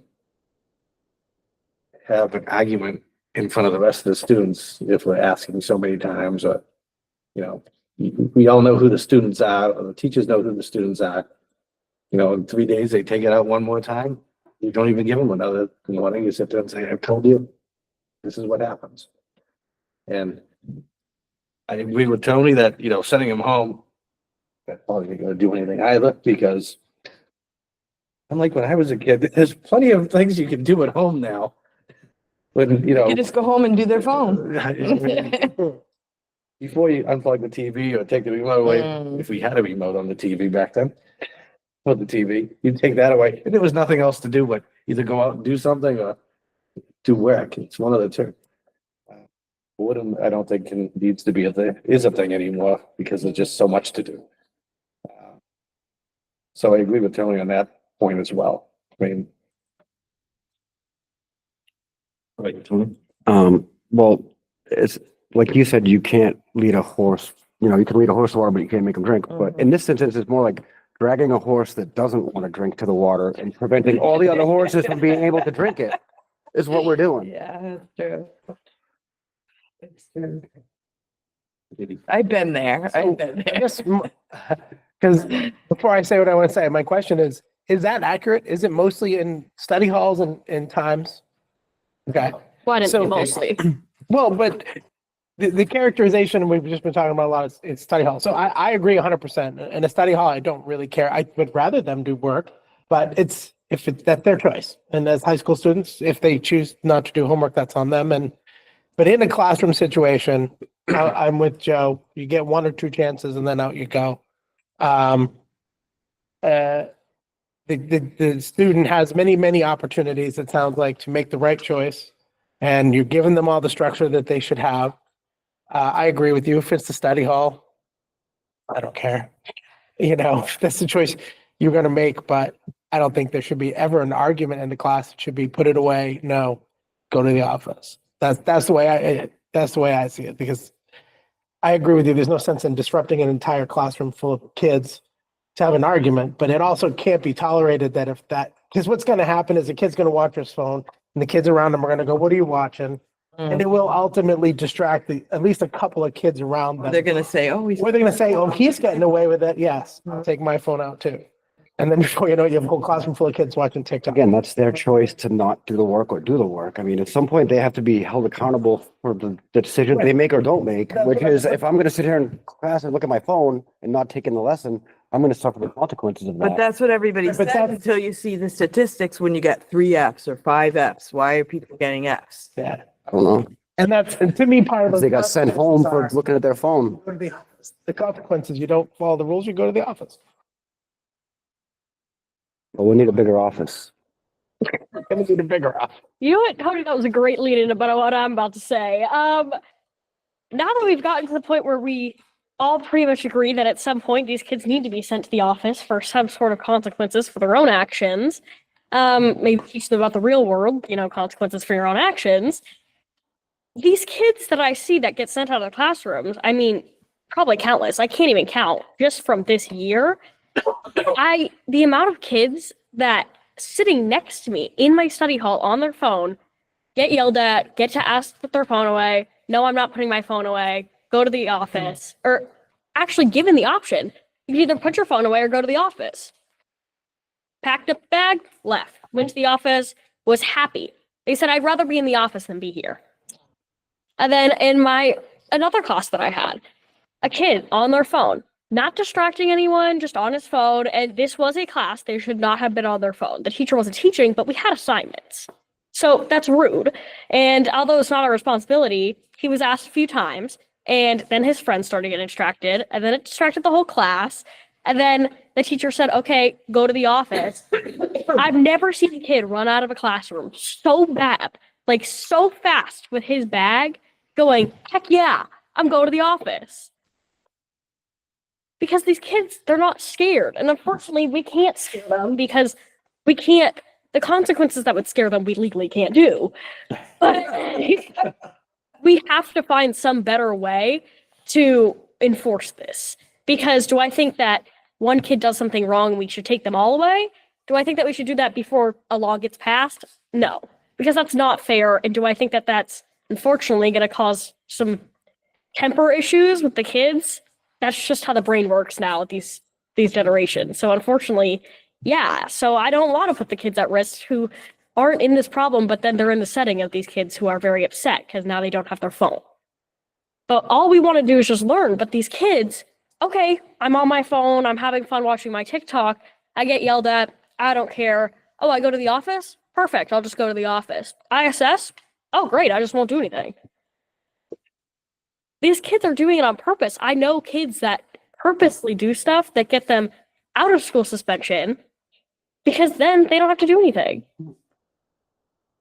Get out of jail free card. Yeah, exactly. What do we do? So we've had a lot of opinions here, and it sounds like policy is changing or procedures are changing. Nothing's been decided. Well, there's a lot of opinions, and Pete's been directed to do certain things. I think we need to figure out I've got him telling him to do something, and Steve's got his opinion, and Tony's got an opinion of what needs to happen. I didn't. And then we get in trouble when we're not doing what we're supposed to do. So I would like the board to tell us what they would like us to do regarding cell phones. Do you want them in study halls? Do you want them not in study halls? Do we want kids at home? Joe, do you want phones allowed in study halls? Yes, I think they should be to the, I don't think you should be blaring out music all the entire time, but if you're being polite, yes. Cindy? I mean, I would say no. Okay. I don't want my kid with a phone during study hall. I can see my kids sometimes with a phone during study hall and I Yep. call them out. But, I get what you're saying too. And I get what Tony's saying, I like, understand. it's a fight, and can we expose everyone to this problem constantly? I guess I would say more like, even though I would say no, I would say yes, because I don't want everybody to fight. So which? No, I'm saying in my mind, I say no, but knowing the situation right now and what's going on, I would give in and say yes to so that you're not fighting all the time. If that's what works to make peace in the classroom.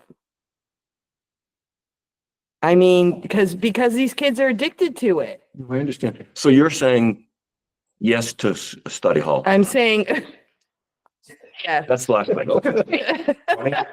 Just to be clear, I wasn't telling anybody to do anything. I made my comment earlier. I was just saying Your piece. things that I had to say. And, I mean, yeah, it just seems crazy to me to spend that much time and energy, and now you got 3 people having to stop what they're doing because they got sent to there and they got to call this person calling that person. It's just, if that reduces that without being a major issue, yeah, I'm all for it. Are they allowed to use them at lunch? Can you have your phone out at lunch? Yep. All right, me, it's I would say no, except for there are exceptions, but I already know where they're going, so I don't have to list out my exceptions. Steve? Yeah, I'll say the same as Tony. I wasn't saying that's what you should do. That was just kind of me spitballing a little bit, and trying to figure out exactly where the problems are. But I would say I'd be okay in study hall because I think it's one of those, as long as it's not disrupting classroom work and actual instruction, I'm okay with some leniency in there. I don't see why it would be hurtful. And if it stops some of this from going crazy, then, I'm all for making sure we have the discipline we need, but let's not overdo it. I do have a question. Go ahead. I know that the governor mentioned trying to get cell phones out of school.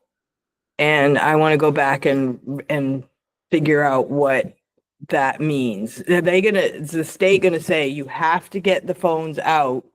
Or is the state gonna say to each individual school that it's up to you on how you're gonna? I've heard it both ways. Yeah. Okay. I've heard it, you just have to have a policy or it's no. But again, We heard no, but yeah, but they haven't told us, they haven't said, okay, if it's violated, this is the consequence. They haven't, No. They never do. well, I have to mention that it's easy to say no and then Yes. skip off Are they and gonna supply the bags that you were talking about too? The state? Well, they said $1 million. there's gonna be $1 million in the Yeah. budget to provide All the right. bag. Oh, got that. what's next? I think that was it so far.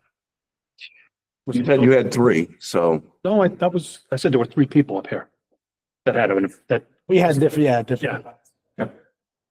are you all set, Pete, on that? Now that we beat it? Clear as mud. All right, You can haul that dead horse off the table. go ahead, Pete. All right, so moving on to bullying, this is bullying data that we received over the course of this quarter and then added up through quarter 1 and quarter 2 to give us the year-to-date totals there. So you can see here, we have 4 reports of bullying in quarter 2, giving us a total of 7 bullying for the year. And 3 for the cyberbullying, gives a total of 10 actual bullying reports for the year. And of those, only 3 have been substantiated. 7 were obviously not. This, I'm not even sure if you have this exact information, but I'm always curious when I hear about the cyberbullying. Is it on social media outside of the school's purview? Is it stuff that's going on through their school emails? Like where is the cyberbullying? any type of bullying that happens inside or outside of school, if it's impacting the education, we have to investigate it. Right, so if I say doo-doo head on Facebook, So that's cyberbullying. Or if Tony, more But than said. I know. Be a nice guy. if he and I have a beef at the bowling alley and it's impacting me at because he's bullying me at the bowling alley, and I'm scared when I come in here, we have to investigate it. Okay, so cyberbullying truly is anywhere on the internet. Any type of bullying is anywhere. It was the scope I wasn't sure about. Even like a text, if you send it. A bad text, yep. Yep. Okay. And if it happens at Saturday night at 10 o'clock, if that impacts them coming to school in some capacity Monday, to investigate, and that's, but it's not just telephone. But do you think it's more than that though, from what Celeste was saying? She's saying Yeah, percentages, wait. It's reported like as actual, because we do have to weed out based on, what John had mentioned earlier too, the definition of what bullying is. The overwhelming majority, when it comes to us, turns out to be a peer conflict. I said this, they said this, we're going back and forth, but now I'm upset, so I'm coming and say, this other kid is bullying me. So that's how that initial report conversations start, and then we start looking into and realize that it's a back and forth. Willing combatants, basically, Yeah, what we call, yeah. not an actual bullying. That's what they're I have a question. I have another. So do you encourage people to share these stories or, I guess in the olden days, you'd be like, work out your problems, but how are we like to the kids? Do they feel like this is my responsibility to share if this happens, or are they afraid to share what happens? Because I feel like, why are they not sharing more? Why are we not getting higher numbers? If, I mean, all I hear is there's bullying everywhere, like, you know, but I don't hear a lot about actual A situations. lot of it's not actual bullying, it's peer conflict, it's back and forth, which we can't classify as bullying. So that does take part of it. And when we do get to the point where absolutely we sit down, I've done it, Ms. McCann, the assistant principal, she's done it. And so has Mr. Palmer, where we sit down and do like, you know, mediation. Hey, are you willing to sit down with this person so we can have a conversation? And when that happens, it usually subsides, but we can't force the two parties to do it. So if I say yes, but the person I'm having an issue with says, no, I don't want to meet with them, we can't have that meeting. We can't put them together. But when we do have that opportunity, what we're finding out, it's more than likely is it's a third or fourth party out there stirring the pot, and getting these two going and kind of watching what happens. That's happening quite a bit. Eating popcorn on the sideline. Absolutely. I have another question. Go ahead. So do you think that people are, when you do have a conflict, you go through all the resolution or whatever, do you feel like they're satisfied? Or do you feel like they still go away like with bitterness, anger? You know, I think a little bit of both. I think they're satisfied. I think that what we've seen, that they're satisfied with the outcome. They're satisfied that, okay, we're not done, but I might still feel that, well, you know, it was Tom's fault, but whatever, to put this to bed, we'll be good. So I think it might be a little bit, but when we've had those conversations with, you know, the two groups together, or the two students together, we're finding out that the conflict do go away for at least an extended period of time until someone else stirs the pot and says, hey, they're still talking about you over here, type of thing. And then we have to kind of go through the whole process again. But for the most part, we have seen a decline with, you know, me and Tom wouldn't have that same conflict again. We might have a different one over something else, but that same particular one would be an issue anymore. I guess in my mind, I just hear a lot about bullying, and I feel like in a way it's maybe just like, you know, you get into habit of how to act or how to respond. And it's like almost like a habit, it sounds like to me, because it seems like it's constant. And, you know, how do you break out of that? Like, you know, I don't know. I'm just curious, asking the question.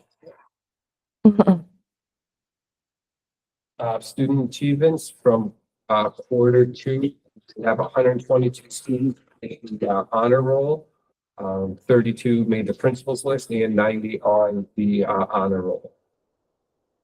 Upcoming events, again, this was done based on where the quarter cut off. So because, but the Penguin Plunge did happen already. We had 50 students initially signed up who raised more than $1,700. Wow. We were, I believe, third in the state of New Hampshire, but we had the highest overall dollar amount raised per student in the state, which is outstanding. And one of our students, Morgan Nadu, she was the student in New Hampshire who raised the most total money as well.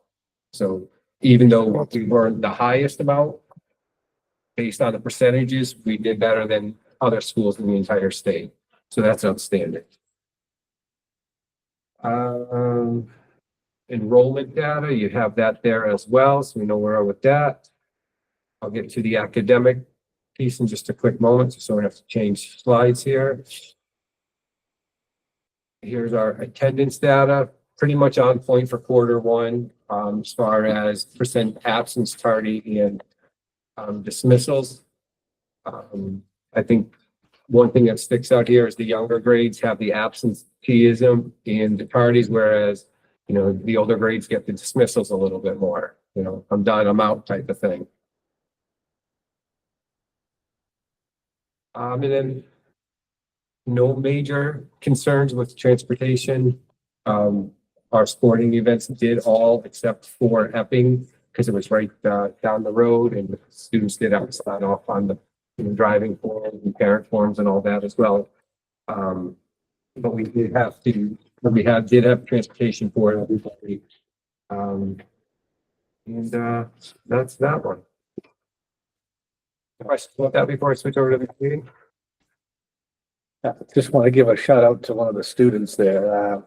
Julia Thomas was in the UMass Dartmouth Emerging Young Artists and Designers Jury Exhibition. And she ended up winning. That's awesome. Hundreds of artists go from, that they narrow it down to a select few and then the public gets to vote on it. Her picture was of her parents' Sugar Shack. It's not a picture, it's a painting. Right. It looks like a yeah. picture because it's so well done. Is that the one that was showing on the screen earlier when I came in? Yeah. Possibly, In the yes. snow. Yeah. Like a little- yeah. No, that's a drawing? That's a Painting? painting. That's fantastic. I mean, she is definitely an emerging young artist, and I believe she also has an exhibition now in Portsmouth as well, where you can buy paintings from her too, so that's. All right, here we go. Here's our academic data. You guys all have this as well. And scroll through here.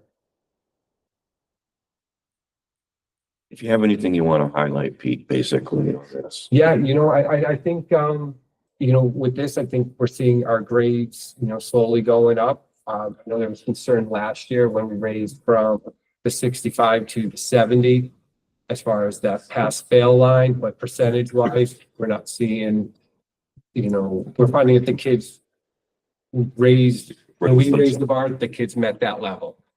So percentage wise, we're still seeing about the same percentage as this failing. We scroll down just to the overall here. This is what we're looking at as a whole. So I think, as a whole, the kids are doing extremely well. They are working. Obviously, like everything, there's areas to improve upon. Some of the big ones, the noticing the percentage of Fs that always catches my eye.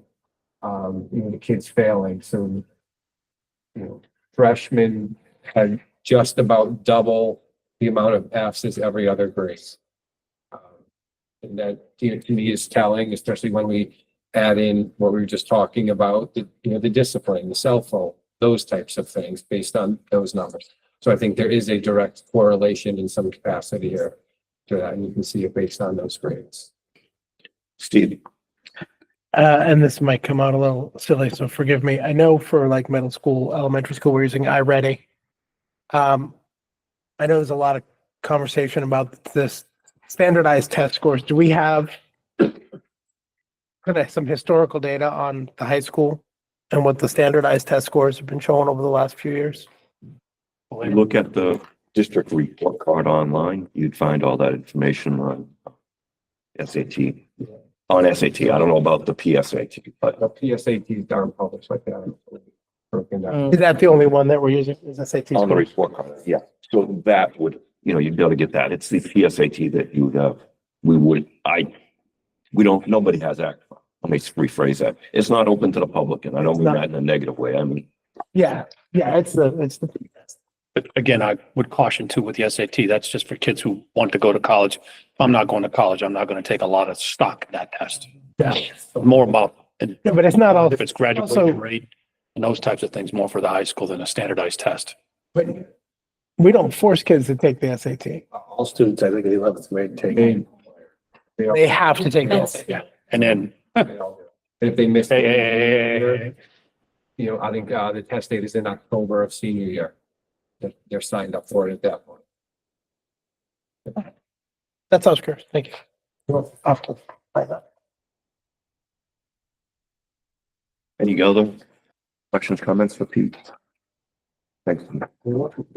Here, Were you selecting next? Okay. On the line.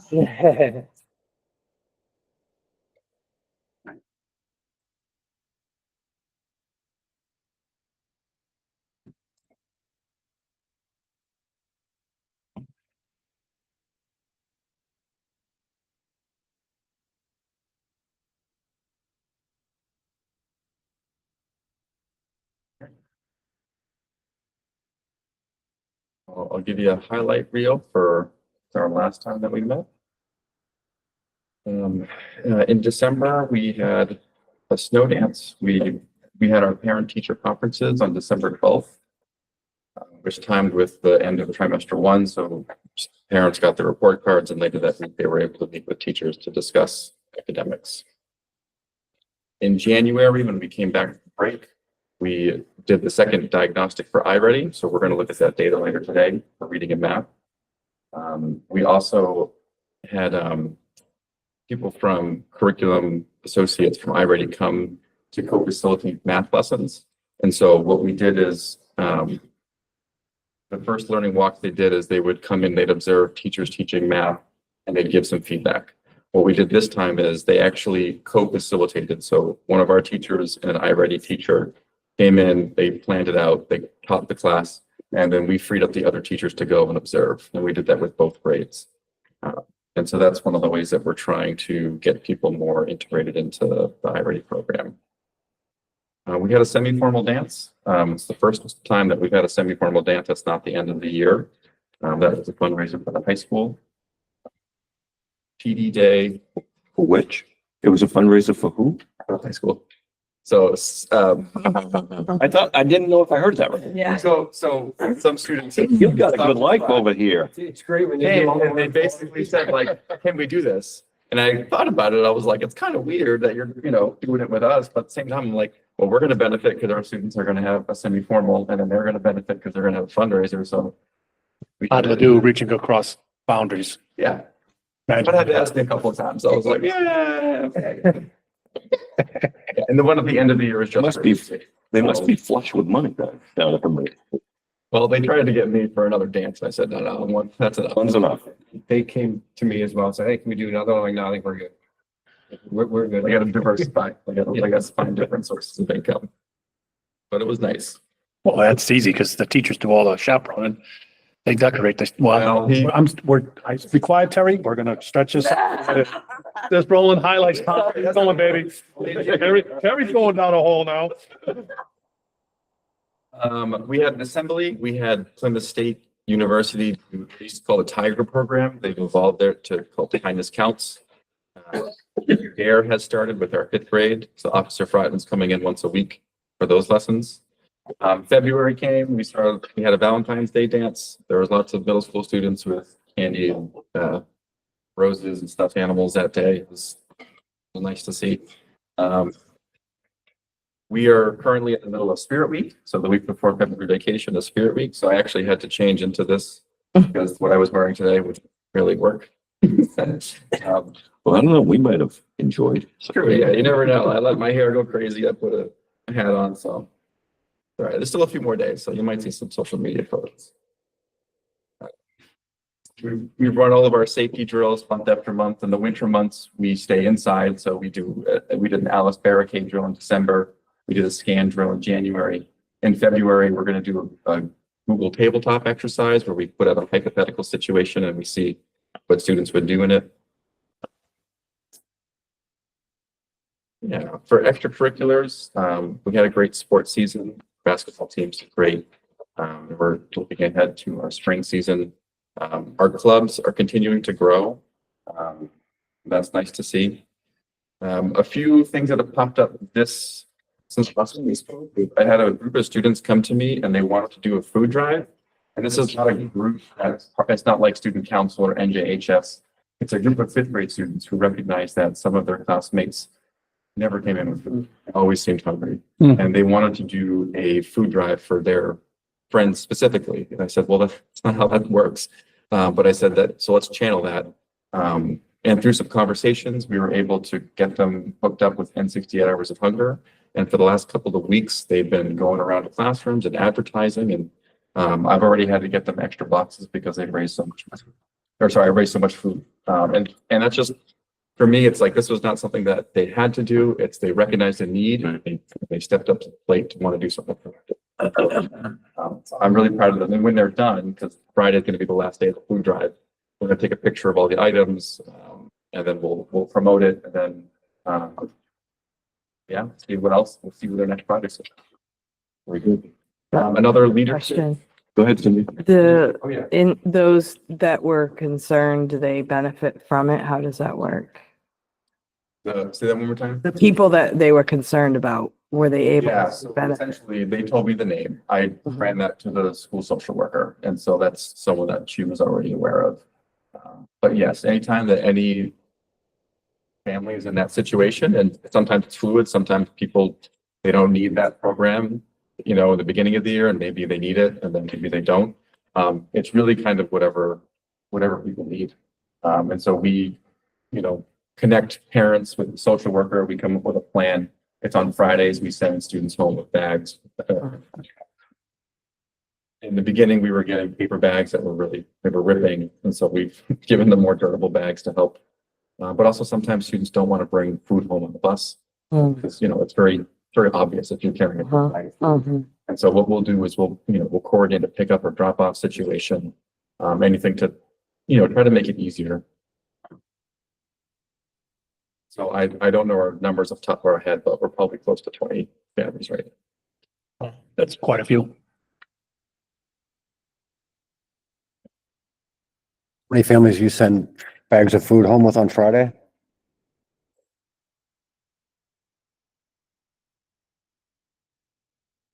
Yeah. Another. I'm sorry. How many are you sending home every Friday? Did you guys? I'd say 20 or more. We have a similar program. Our social worker organizes. You don't do 68, do you here? Not that as such. I'm just curious. Okay. We have sent, historically, we have sent food home as well. Our social worker will actually drive out to the house and drop off the bags. She does that. Yeah. Oh, just more on the topic.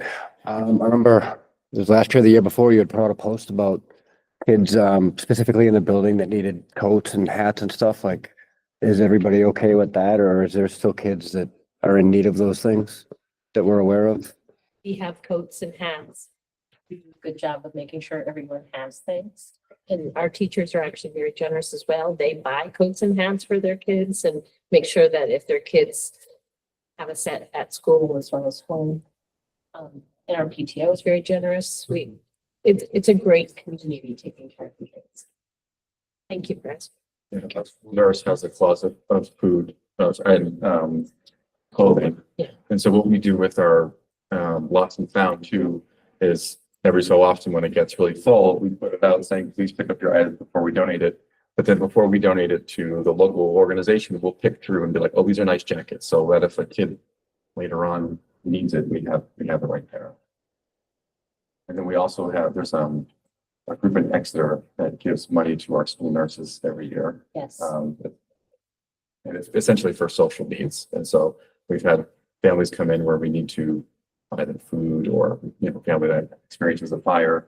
We have to, you know, find little things to do to try to make their life easier.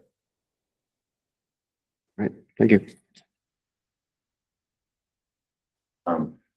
Another student group that came to me with the project was the student council. They proposed that they wanted to add a new mural to the school, something that I'm excited about. So I sat down with them. I've sat down with them twice so far, and for me, it's really about the process. You know, I don't want this to be like a couple of students go and paint a painting on a wall. I want to find a way to incorporate the rest of the school. And so what they have been doing is they've been going around letting, you know, homerooms know that this is a project they want to work on. They've brainstormed a bunch of themes and ideas. We're actually going to put it out in a survey to all the students to kind of vote. If we had 3 different options, which of these would you like to see for a mural?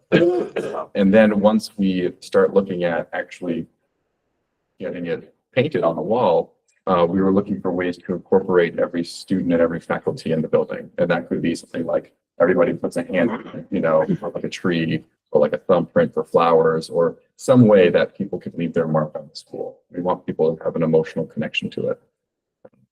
So at this point in time, it's still pretty abstract. But, you know, my hope is by the end of the school year, we'll be able to approve something that can go up.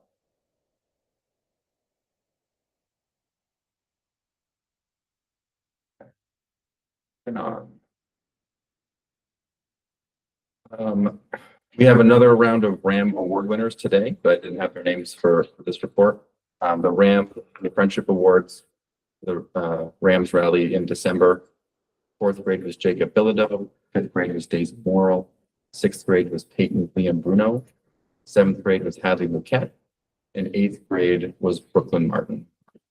So these are students that are nominated by their teachers because they demonstrate the three school values of respect, responsibility, and cooperation. Scrolling down a little bit for updates, as far as staffing, we still have an opening for a health teacher. Kind of accepted at this far in the year. It's next year. I did have a phone conversation today, and I set up an interview with a person next week over break. But again, as far as a starting date, it would be hard to start in the last couple of months of school. We still have 2 openings for behavior coaches. We just hired a new behavior coach for the green room person. They now have the high score in the last 2 years because he's made it 4 whole days. I'm kind of like joking now. I actually shook his hand today too. Hey. Give him a trophy. Hey, Terry, how you doing? I said, no, how are you doing? That's great. Yeah, so we're happy to have a person. See how long we can keep them for. We're still short multiple professional positions, but we still, it's a moving target. We still get applications. There's an interview tomorrow. See who we can get. And then subs, we're always short on subs, so we figured out. Sometimes teachers have to absorb classes. Sometimes we pull a para from their assignment to fill a role.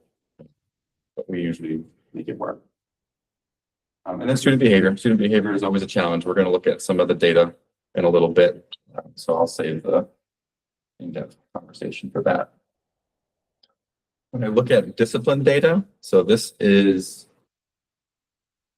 the date range is November 15th to February 12th. And so I think that going forward, we're going to try to align with the high school with that. But because we fall in trimesters, it's kind of like when get it right before the school board meeting.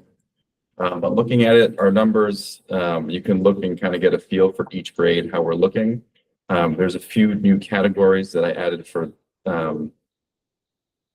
this matrix, and that includes not just the number of suspensions, but also the number of days out on suspension. So when we look at total number of incidences, we're going again, we'll look at the behavior data.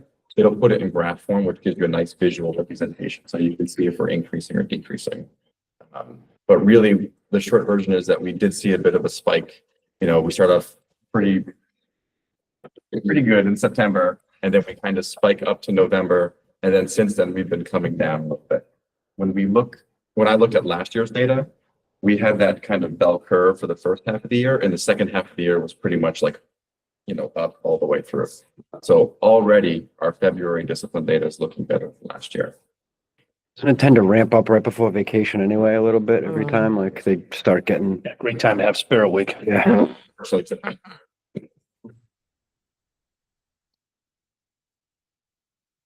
and we will get more in depth in this when we look at the Swiss data, but is there any questions on the discipline data before I keep scrolling?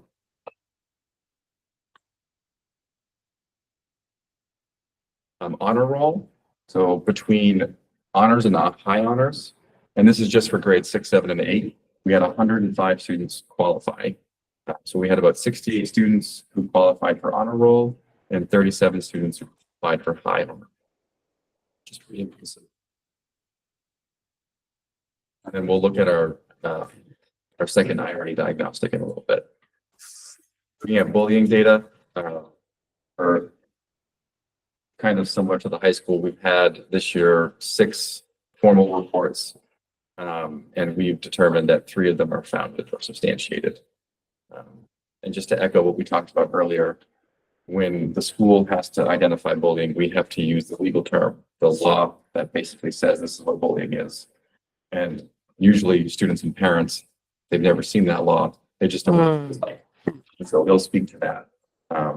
And the the challenging part is that there's a lot of peer conflict, right? But unless it's really lopsided or there's a power imbalance, we call it something else. We would call it, conflict or aggression or whatever. We just can't call it bullying or harassment because those are legal terms. And so, unfortunately too, whenever we do a bullying investigation, no matter what the outcome is, there's always going to be at least one unhappy party because someone's either finding out that yes, you're given this label that you have engaged in bullying, and they're usually upset about that, or no, it doesn't meet the definition. It feels very invalidating, right? And so what we try to work with families is, it's not appropriate, it shouldn't happen, and we're going to address it, but we just can't call it bullying. And so that's the way that we try to work those situations. But again, when you ask about like customer satisfaction, right? Like how satisfied do people feel? And if they didn't feel like they had a very good experience the first time, are they going to continue to come back to us for help?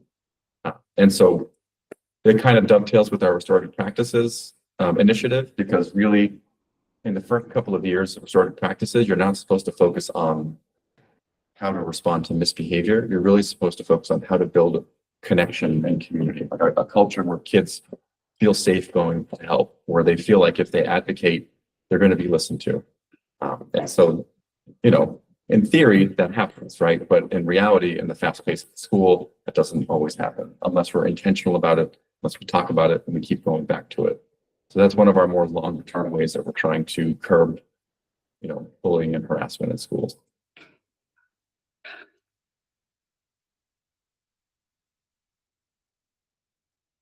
On bullying. If we could divide them up by the first report and then the second report, we could. Because right now, I don't know if we had any bullying since you last came to us.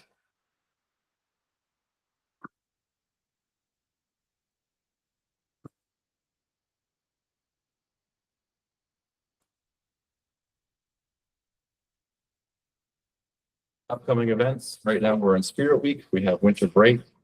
When we come back from winter break, we are going to offer the YRBS on Tuesday, March 4th. We did put a parents' prayer message out to families with information about it, and just let everybody know that parents and students can opt out if they choose. We've got a anti-bullying assembly coming up on March 10th. PD Day and second trimester report cards are going to be available on March 17th. So hopefully the luck gets some of our students. I have a question. Go ahead, Cindy.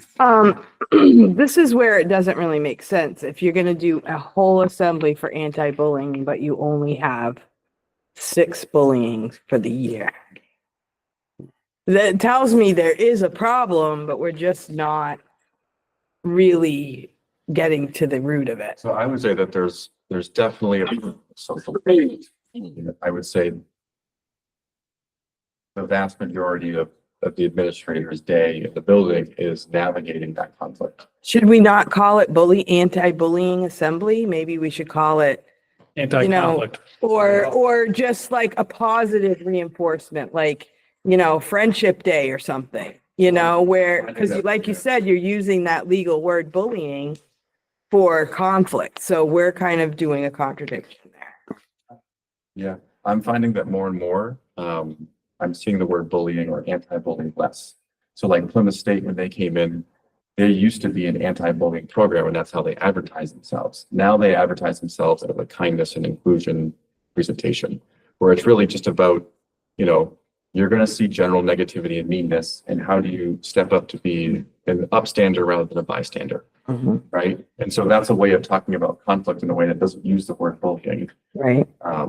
I just want to mention. But yes, yeah. And Just the kindness thing, it almost has a different type of connotation. Like, not that I don't want people to be kind, but I like the idea of making friends or how to interact with your friends, or practicing friendship or something like that. When you just say kindness, it's almost like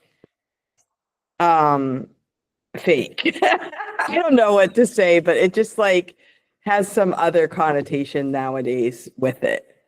But I do like the idea of using a different word other than the anti-bullying assembly. I think sometimes why people gravitate to kindness is because instead of saying like anti-bullying, like instead of saying we're not doing, we want to teach what we want to do. Right. We want to see kindness. We want to see, you know, Is including kindness. others. We For want New to see- Hampshire, what do you call it? What are we? Yankees. Yes, friendship, engagement. I mean, I think that using the empathy, you know, these are just things that we want to start promote. We want to promote, and we always have promoted them, but we might have not have had consistent language to use. And the language over the years started to change, you know, like terms that I could use 5 years ago are already kind of going out of vogue. And so we're trying to stay up to date with it. So, you know, this person, the guy that we have coming in on March 10th, right now is advertising an anti-bullying campaign. And a couple of years from now, he might call it something else. But also in our school, like when you walk around, you'll see big banners saying Ivor Homesgrove is a bully-free school zone. And so that language is still used.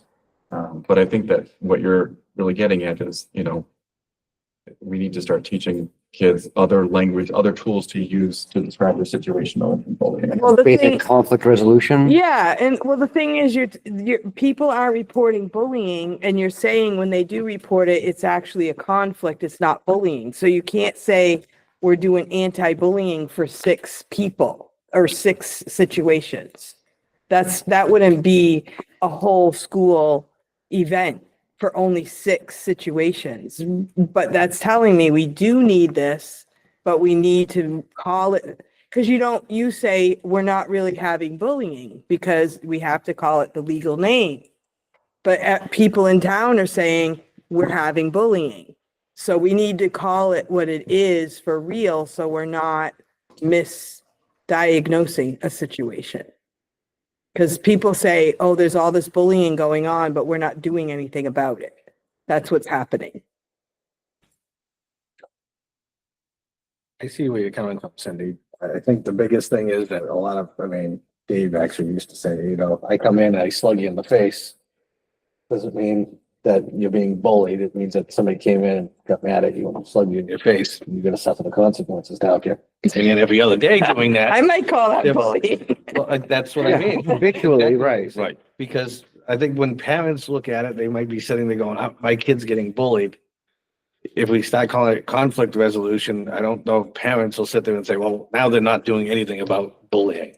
But we need to define bullying because I a lot of see. people don't Oh, they don't understand know. it. That's right, they don't. We've defined it several times. Yeah. Again, I don't know how to get people to understand it more, but unless we define it and we keep defining it, I think that's probably why, you know, it's more than likely called anti-bullying now because, you know, people are thinking that a lot more than what is bullying, they're calling it bullying. The handbooks talk about bullying. Do we actually have the definition in there, the legal definition? And if, I don't mean the answer now, because I can look at it too, but I think that might help us. Just more ways to get it out. That's I all. mean, I would say that it's definitely in there because I know that the bullying policy is somewhere at the bottom, like it's in that, like we have our handbook, it's like the first 30 pages. understand. And we have 100 pages of policy. Yeah, and who looks at those 100? But it's not, if it's not easily accessible, no one's gonna. And that's what I'm talking about is because I know we have all the policies in there. And like you say, there's a lot of them and I don't know how many parents are weeding through all of them.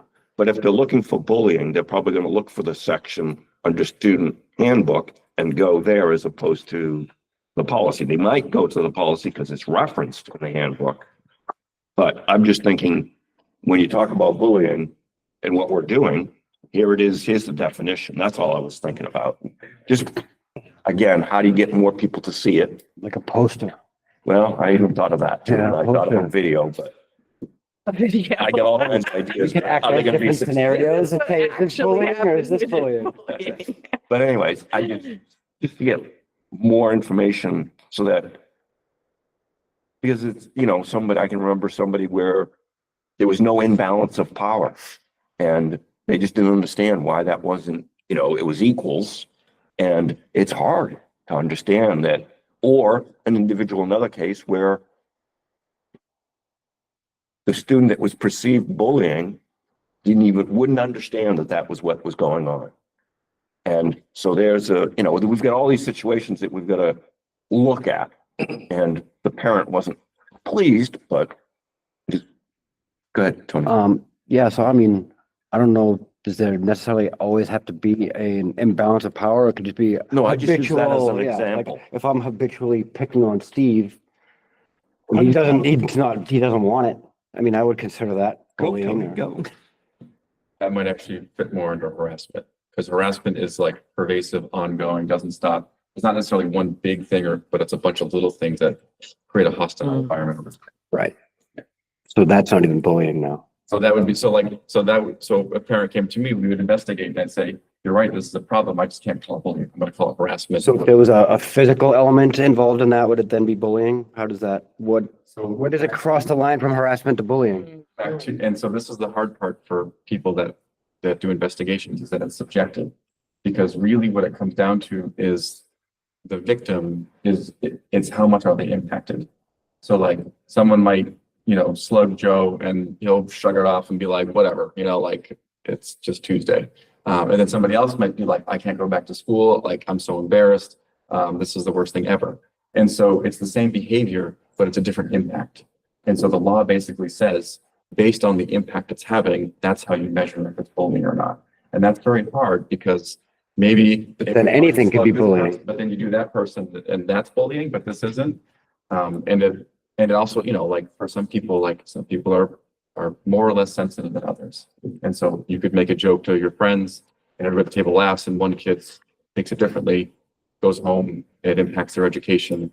And now we have a potential bullying situation. So it's all how it's perceived by the victim. Not all, but that's where the weight mostly is. It's the impact. There's All I can see when everyone's confused. Exactly. It's defined in the handbook on page 38.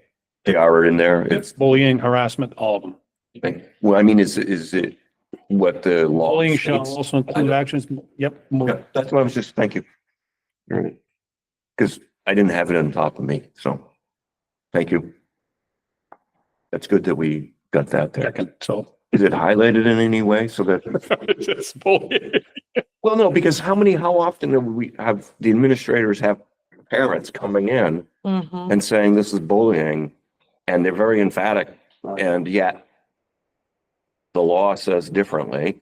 And anytime we can try to slow that train down a little bit, everybody's going to benefit, especially our administrators. That's all. Anyways. Where is that in the handbook, Terry? Page 38, in his, it's page 38. I didn't look in every one of them. I'm assuming if it's in one, it's in all. Mine's on page 43. Page 38 of the middle school handbook. 38 of middle school. What is your page number? Mine's 43, and there is a direct link to the policies written in there as well. And we have a definition of bullying. And that has to be reported through the process for it to be a bullying investigation. You have to go through the process and report it. Officially make a report. I have a question. Go ahead. If somebody say, you know how people are sarcastic or whatever. So if there's a situation, somebody's bullying, but they're sorry about it, does that end the situation or? Oh, well, again, if there's true remorse, I'm not going to look at you and say you're suspended for 5 days. Again, it depends on what it is. But if there's remorse and we can get an apology Or from the maybe they student to didn't student, understand what Oh, they were doing. all They part were of the just goofing education process around too. kind of thing. I would hope before it got to bullying, there would be that time to have that conversation and have that mutual meeting so that it doesn't get that far. I would have a hard time believing that somebody would do it. And with the amount of interventions we have, the amount of people we have, the amount of, reporting that we have, I would hope that it would be caught before it got to that point. Does that make sense? There should have been several meetings and interventions before we're like, oh, you're still not getting it. Now, you went from harassment because you keep going and now there is that imbalance of power. It has turned into bullying. Because, 3rd and 4th grade, when I was when I was at Nottingham, we'd have that, you need to stop, you need to stop, you need to stop. And it just and I'm exaggerating, it was more than just you need to stop, but I'm like, all right, now we got a problem here.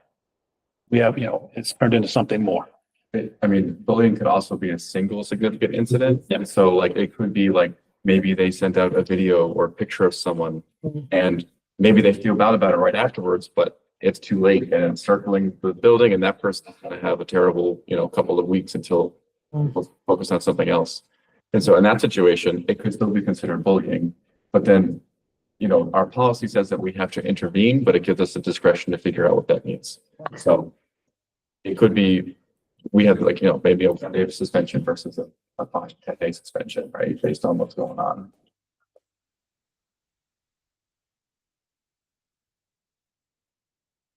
Yes.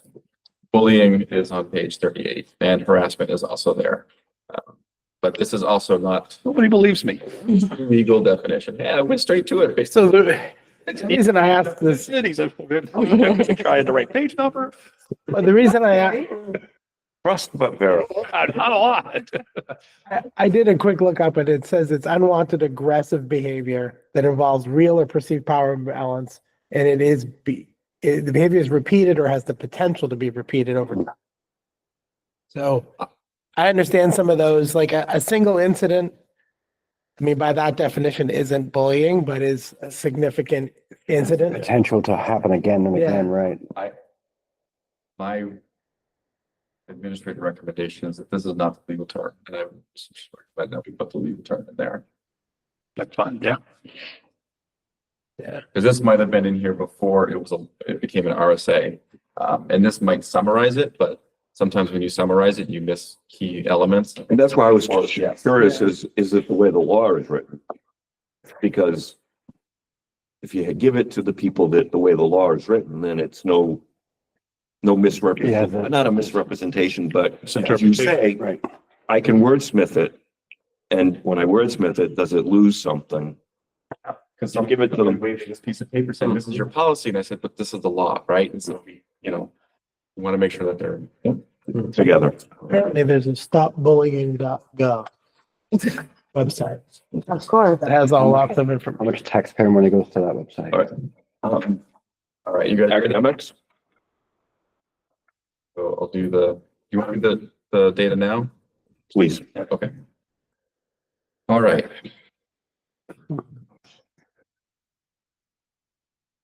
All right, so we're going to look at comparison data from when we did the first diagnostic in September to when we did the second diagnostic in January.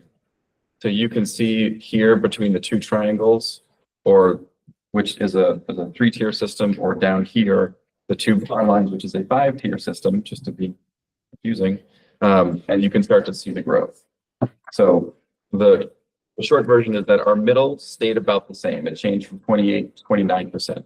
But that means we have been graduating some students up from the red and the double red up into yellow, and then the other students from the yellow are moving up into the top. So this is, from my perspective, promising. This is for reading. I think to give people at home perspective though, the pyramid reflects our tier 1, tier 2, and tier 3. Correct?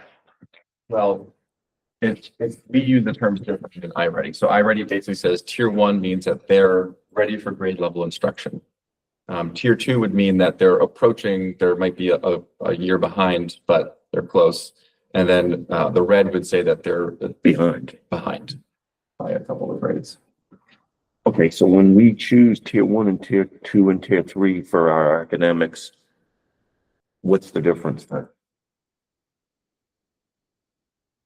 The short version is that there's more need than there are resources. And so we start to organize students based on a hierarchy of need.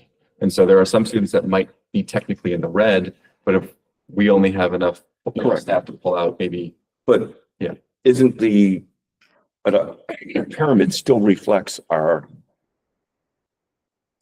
it's like when we talk capital improvements, we have our needs assessment versus what we can actually do. Yes. So that is reflective of if we truly assessed everybody in our student population, in the red is tier 3. Can we service all whatever, 30, I don't know how many kids that is, but regardless of the number, can we service them all at once? No. We're servicing everybody all the time because everybody's in tier one, right? And that's all I was trying to get at. It's the difference between separating them out to 3 versus 5. It's, I believe is the way, is that fair to say, or? Yeah, I agree with what you're saying, John. And the 5 bar just says, It breaks it so down again, further. the goal though too is that even those tier 2 kids they're approaching, the goal is that they're at grade level at the end of the year. Yeah.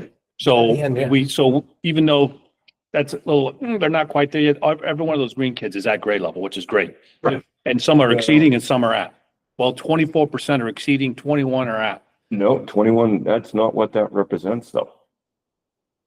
I don't have the definitions in front of them, but the 21% is actually, it says they're close to Early on. early on, right? They're early.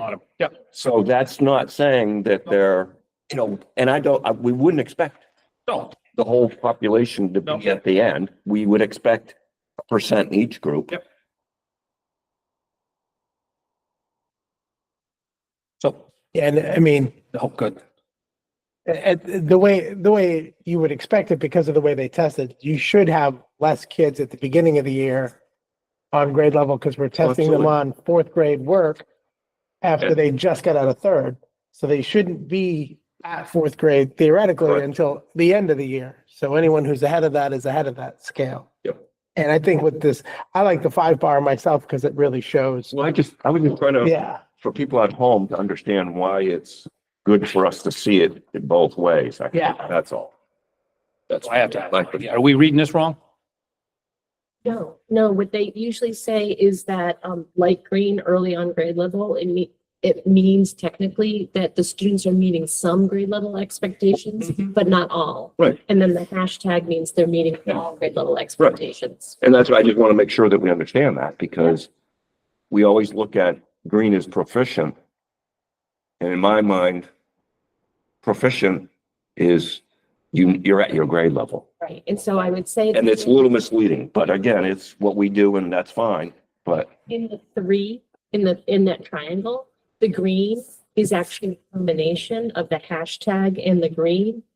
So it doesn't mean they're all meeting all grade level expectations. It means that some are and some are meeting some, and some are beyond, and some are beyond. That's exactly. they could be at, It could be at. 5th yeah, grade level Yes. in the elementary school. That's exactly. So silly question. Why don't they, it can't be that hard to do a graphic that hashes the pyramid into 5 sections? Like why homogenize the red and the green for the pyramid, but not for the bar? I've asked about that. They said that they get that question a lot. I think they're actually getting rid of the Maybe pyramid. they get rid of it. Oh, okay. Yeah, but That's probably a good idea. But it works for MTSS and it's easy to look at. In education, there's different models. You'll see triangles in education a lot and they'll have a different name and they'll call different things, but it's pretty common. And so I think that they're using a familiar symbol and putting it in a familiar mode, but it does kind of Yeah, it's, confuse you when it doesn't jive with their 5-tier model. It's really good. yeah. Okay, thank you. This is my favorite way of looking at the data because this compares their performance versus their growth. Because some students, they might not be at grade level, but they've demonstrated a lot of growth. They might still be behind a year, but maybe they've made 2 years of growth in 1 year. So essentially, when we look at the y-axis, the up and down, that's how much growth they've achieved. And so if they're above that shaded mark, that 50%, that means that they are on track to achieve their, what's their It's called yearly typical. their growth. typical growth goals. Thank you. They also have stretch growth, but this is really kind of like, this is where the data says that under best practices, they should be achieving at this level. And so that's the y-axis. The x-axis is performance. So based on left to right, if they're past the middle, that means that they're performing higher than the years of the national average. And this is based on national data, so not just New Hampshire, but all schools. like, for example, we can see grade 6 made great growth and great performance versus grade 8 had pretty good growth, but their performance is a little bit less than the national average. And that's, growth. That's not necessarily going from No, this is their typical. typical growth, but what I'm saying is that students still might not be green if they meet their typical growth. So let's be clear of that too. Yeah. Because their goal is, when they're behind, they're trying to close that gap. So here's the growth, here's the stretch growth. That's just saying kids who even in the yellow might still be in the yellow, but they're meeting their growth. Growing. It's identified for them. It's more individualized.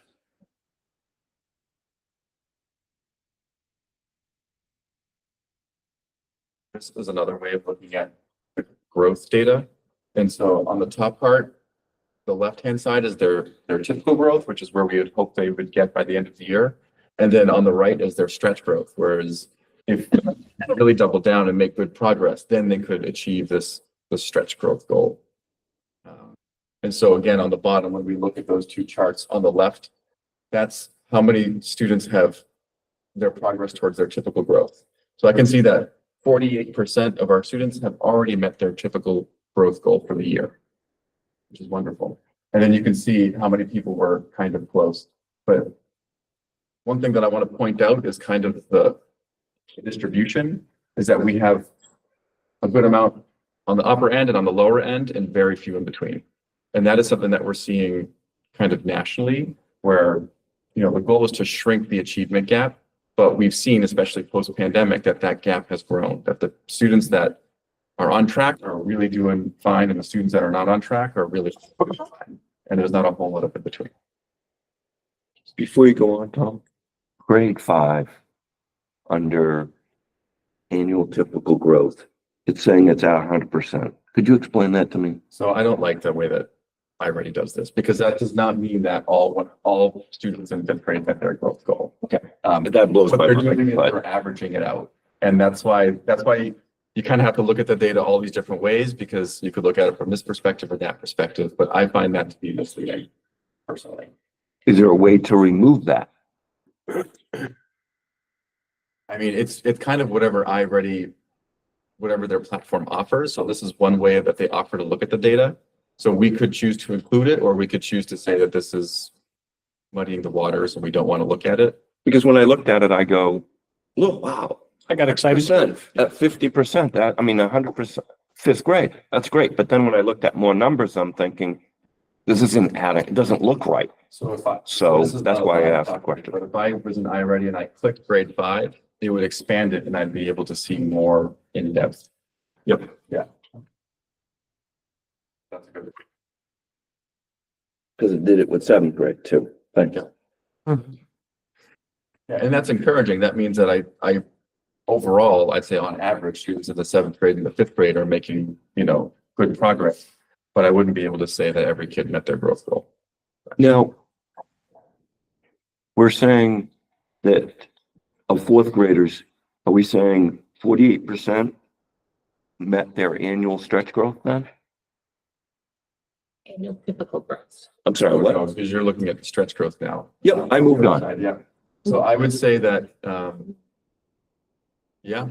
48%, I would say.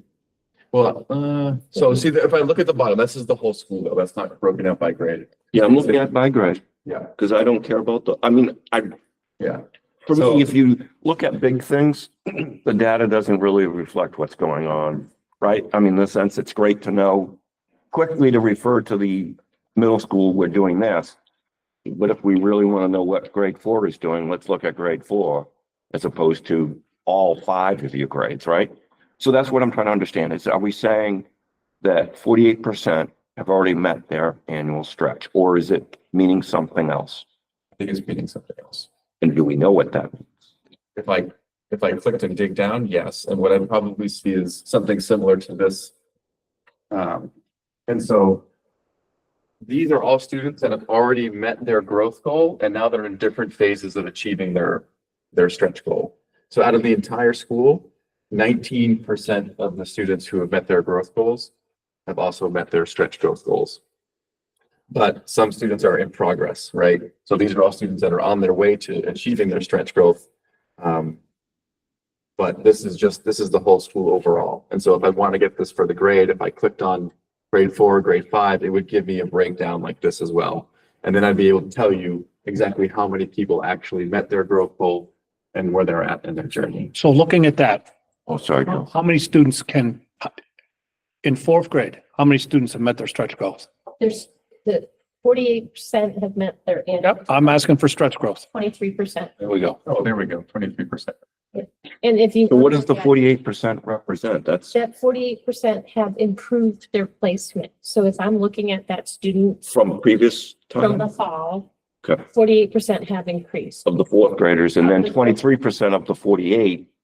have reached their stretch growth. Yep. So when I'm talking to teachers, I want to see that students who've improved placement, I would love to see it be 100, Right. but the bigger the better. So, sorry, I'm gonna ask you one more time. I'm sorry. I'm sorry, Joe. Joe, I'm sorry. I'm tied into the numbers. Fourth grade, 83%. That's how many we've assessed of fourth grade, and of those, 48% of them have met their typical growth. So what's the 83? I get the 48, and then I see the 48 under stretch, and then met next to it is 23. So the numbers seem to be mixed. I think what it's is that the median student, if you're going to find the median student, they have achieved 83%. They've gone 83% towards their annual typical growth. So if you can look at the median student of the fourth grade, they've grown 83% towards their annual like- typical growth. Does Yeah, that, so like if we have 100 students in that grade. Right. You would look at number 50 and as far as achievement. And and they've gone 83%. you say that they, in the middle, So not the average student, the literal median The Yes. literal median. is 83%. And they've gotten 83% towards their annual typical growth. So is it really helpful? So the 48% have met that goal Yes, completely. that's good. So I'm thinking we should be ignoring the two bar graphs up there. Look at the middle percentage, the 48% to 23%, and then 79 out of 82 students have taken the test. And I also like looking at students who've improved placement. Okay. Students that what? Students who've improved placement. It's just nice to know that many percent of students are improving. The second 48. Second to last column. I am gonna ask. Joe. Sorry, Joe, jeez. Poor Joe. You Very- gotta pat we- your hand over We there. need to reward them. I like the first chart, granted we're getting rid of the triangle. The second chart. Everyone, which way we could go with this one? The third one, I think it's gotten more confusing as we keep talking about, what we're looking about. Yeah. Well, I mean, I was like, to get rid of those two bar graphs if we can and just go with the percentages. I mean, If I know that 48% of fourth graders are making their stretch growth, that's great. And 23% have already met not their stretch growth. 48% have met their growth. 23% have met their stretch growth. And 48% are making progress. I'm good. The bar graphs are like, That's what I'm thinking. I think we could streamline it for future. Yeah, if you, yeah. that's where I'm going, is if we can Yeah. get them somehow. We can do I mean, I already gives you all the stuff, which is great, but I understand. sometimes it's confusing when you just want to focus on. you mean, I don't mind if we have the data, and if somebody wants to look it up, we can have little, asterisks telling people what all that means. But for, us and the public watching right now, I know they all fall asleep during this time of meetings. oh, You have a little faith. You're watching right now. There's at least 7 people riveted. I like, And their family members, so. statistically, this has They're been proven wondering that which people one's like gonna the, fall asleep the first. line graphs with the nice colors to it, and they can see from, hey, fall to now to, the springtime, they can see what's going on there. When you start talking about numbers, it loses the general public a lot. But part of this is for the school board to learn. And if the public wants to come along with us, that's great. But I think it's important for us to understand what's going on from an academic perspective. So I think it's important that we get it. And it's changed since we first got them, right? The reports. oh, they keep adding, yeah. Yeah. So Muddy the- they'll evolve and figure out what we want, and hopefully someday we'll be where we want to be. But I agree that, this chart like I said, I looked at it at first and I said, wow. And then I started looking at other things. I'm thinking, I don't think that means that. And true enough, it doesn't. So I think if we got rid of the 2 bar graphs, as Terry said, and move on. But the other thing well, we're talking about this. Is there a way to, and I think we've seen it before, and maybe not ready, but where we see individual student, and I don't mean individual, where we get, okay, this is how many students in this grade met 10% of their goal or 20%. Because I know, for example, we've seen it where it goes up to 100% and then an over. And we weren't given the over part, Terry, remember that? Where student individual, where we should be getting a bigger range. I don't know if I'm explaining it clearly enough, but. So this is the next slide. Does this achieve any of that you're looking for? Because this is grade level. Yeah, I'm fine with grade level. Yeah, but you're looking more But- on the.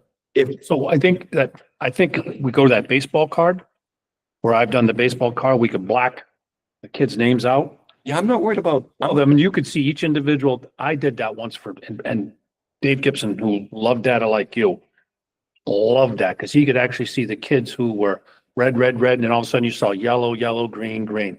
And no, some kids stayed red, but you could also maybe take a kid that looked at green and he went to red, but then he came back green. And I can explain, when I went through that, I said, well, this is how well we know our kids.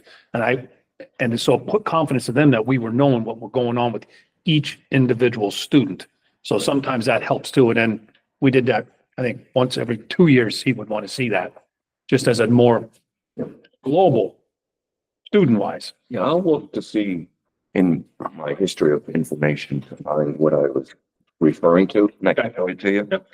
And because I think it's nice to have whole grades, but if we have the information for individuals and it wasn't presented that we saw 400 kids at the middle school, it was in a bar graph representing certain percents of. I know what you're- So I'll try to find Yep, I in my spare time.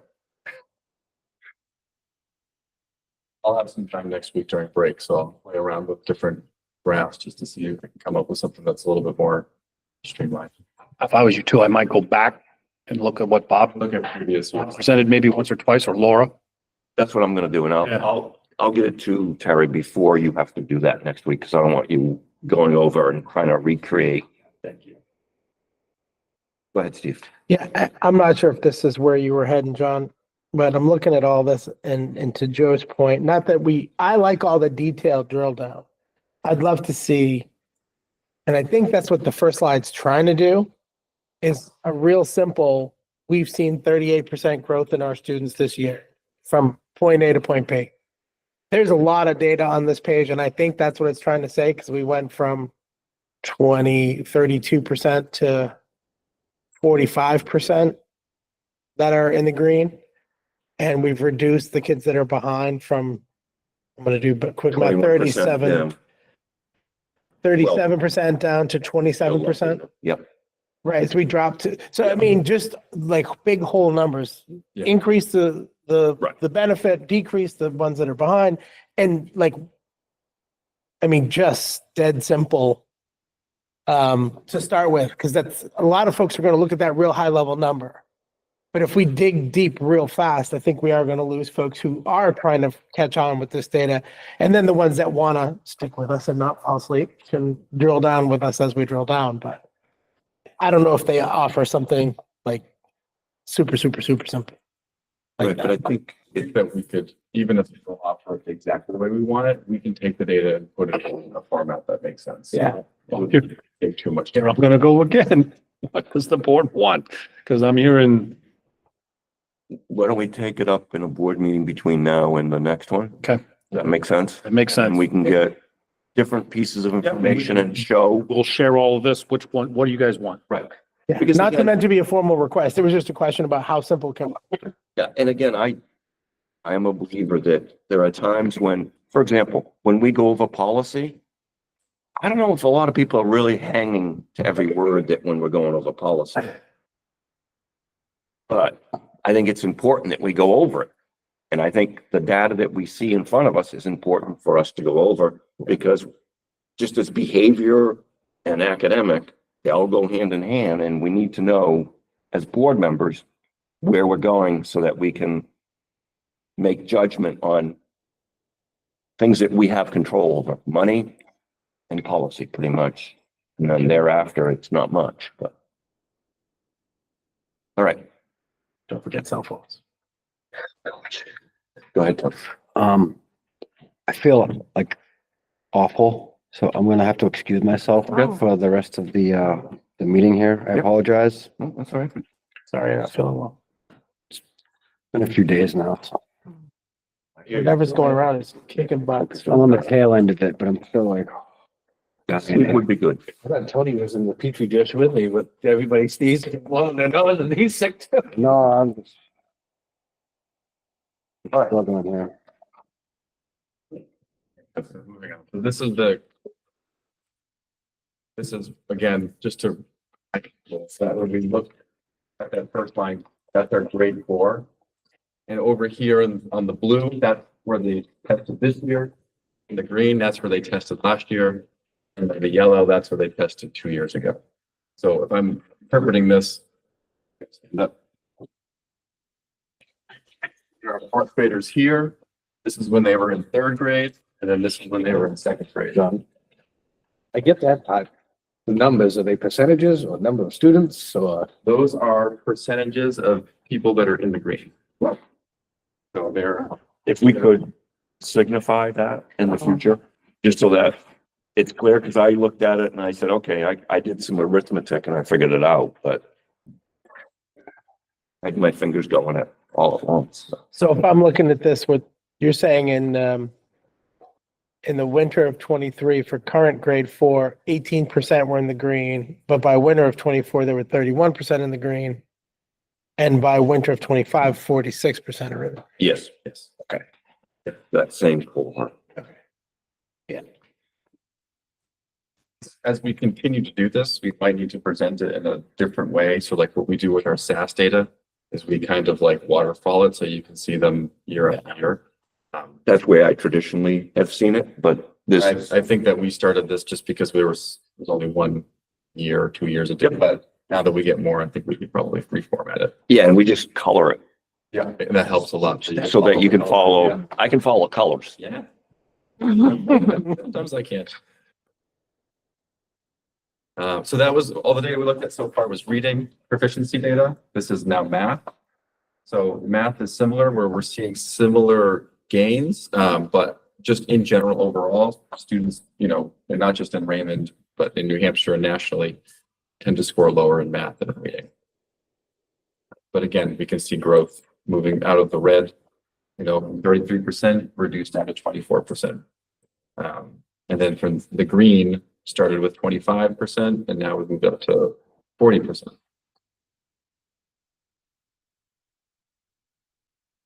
And again, this is that growth versus performance. So I can see that 4 out of our 5 grades are performing higher than the national average. And most grades are making about 50% or typical growth in math, except for grade 8, which made exceptional growth. So the 8th grade ballpark are 85% of their growth. Or is it 85% of the population has? So this is the median typical growth. So if I divided 8th grade into 2, so if there's 90 students, we would look at student number 45, and I would say that they have made 85% of their typical growth. So more than they're on track to exceed their typical growth. That one's confusing. I say we give it this chat. Anybody Yeah. looks at it, ain't gonna know what it's talking about. I would have assumed, and it might even say median. I guess it does say median. I was assuming like an average. So this is me. I look at this not so much as the finite detail. I want to see everybody in quadrant number 4. That's really well. That's all I'm looking Right. for. Yeah. I'm looking for everybody in quadrant 4. If I see people over in quadrant 1, I got a problem. Yeah. So I don't, Remind me where 1 is. it goes 1, 2, 3, 4. Bottom Oh, left, really? bottom right. One. Oh, wait a second. 2, 3. It's one. God, I here, forgot math now. two, Oh, yeah, here. three, and Someone would four. not be happy with me. Oh, well, What is it? well, I understood One where over 1 here, comes two One, from. no, I over forget. here, It's- three We down. want them in this. There we go. That's 4. That's where we want them. Did I say 4? Yeah. Good performance and good growth. So upper left is what number? So upper left would be 3. Okay. That's 4, and they come from 2, and that's 1.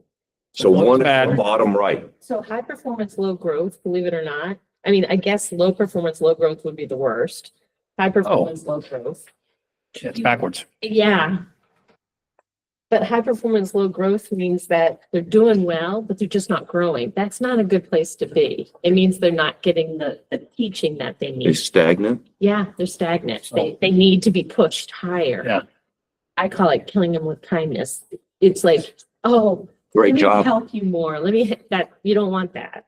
Low performance, low growth. That means they're just not growing and they're not doing well. That's a bummer. This one, low performance, high growth, that means good things are about to happen. That means that they're getting what they need. They're about to grow. And in a year, they're going to come over to high performance, high growth. So everyone at iReady always tells me that's a good sign. They're going to come over next. So But that upper that's where you want them. is good. Yeah. Or anything above the X Yeah. Yeah. is good. Yeah. Somewhat. That one on the left's a little bad, but yeah. So I don't look at, when I looked at it, I was like, ooh, we're doing well. I didn't, That's all I'm taking away from it is this is a dipstick and it's Yeah. also. Yeah. It's the mid-year one. yeah. And no, not pointing fingers, but I'd be like, ooh, what's happening in 5th grade? Where's the concern at? What strand are they struggling with? Where's my RTI? Where can I say that the most 5th graders, I can get to them quickly? Let's just say it's common factors. And I can do 3 lessons on common factors and they'll start to move because the group had that issue. It's not going to move them, but I can get to them much quicker than I can individually. So that'd be a big red flag for me. Uh-oh. And then I would just, again, click on it and scroll down and say, you guys need to do these lessons.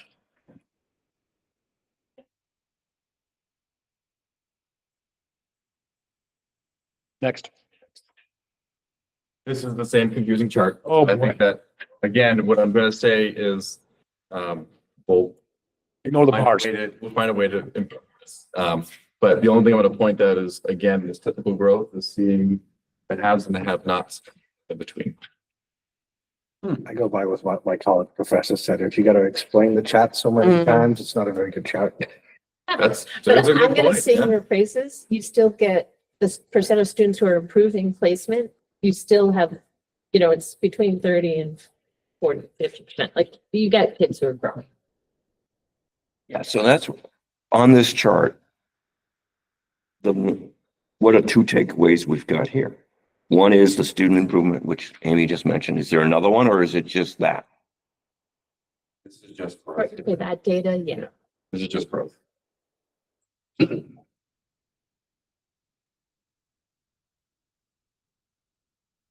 This is growth by grade level, so you can see what's going on.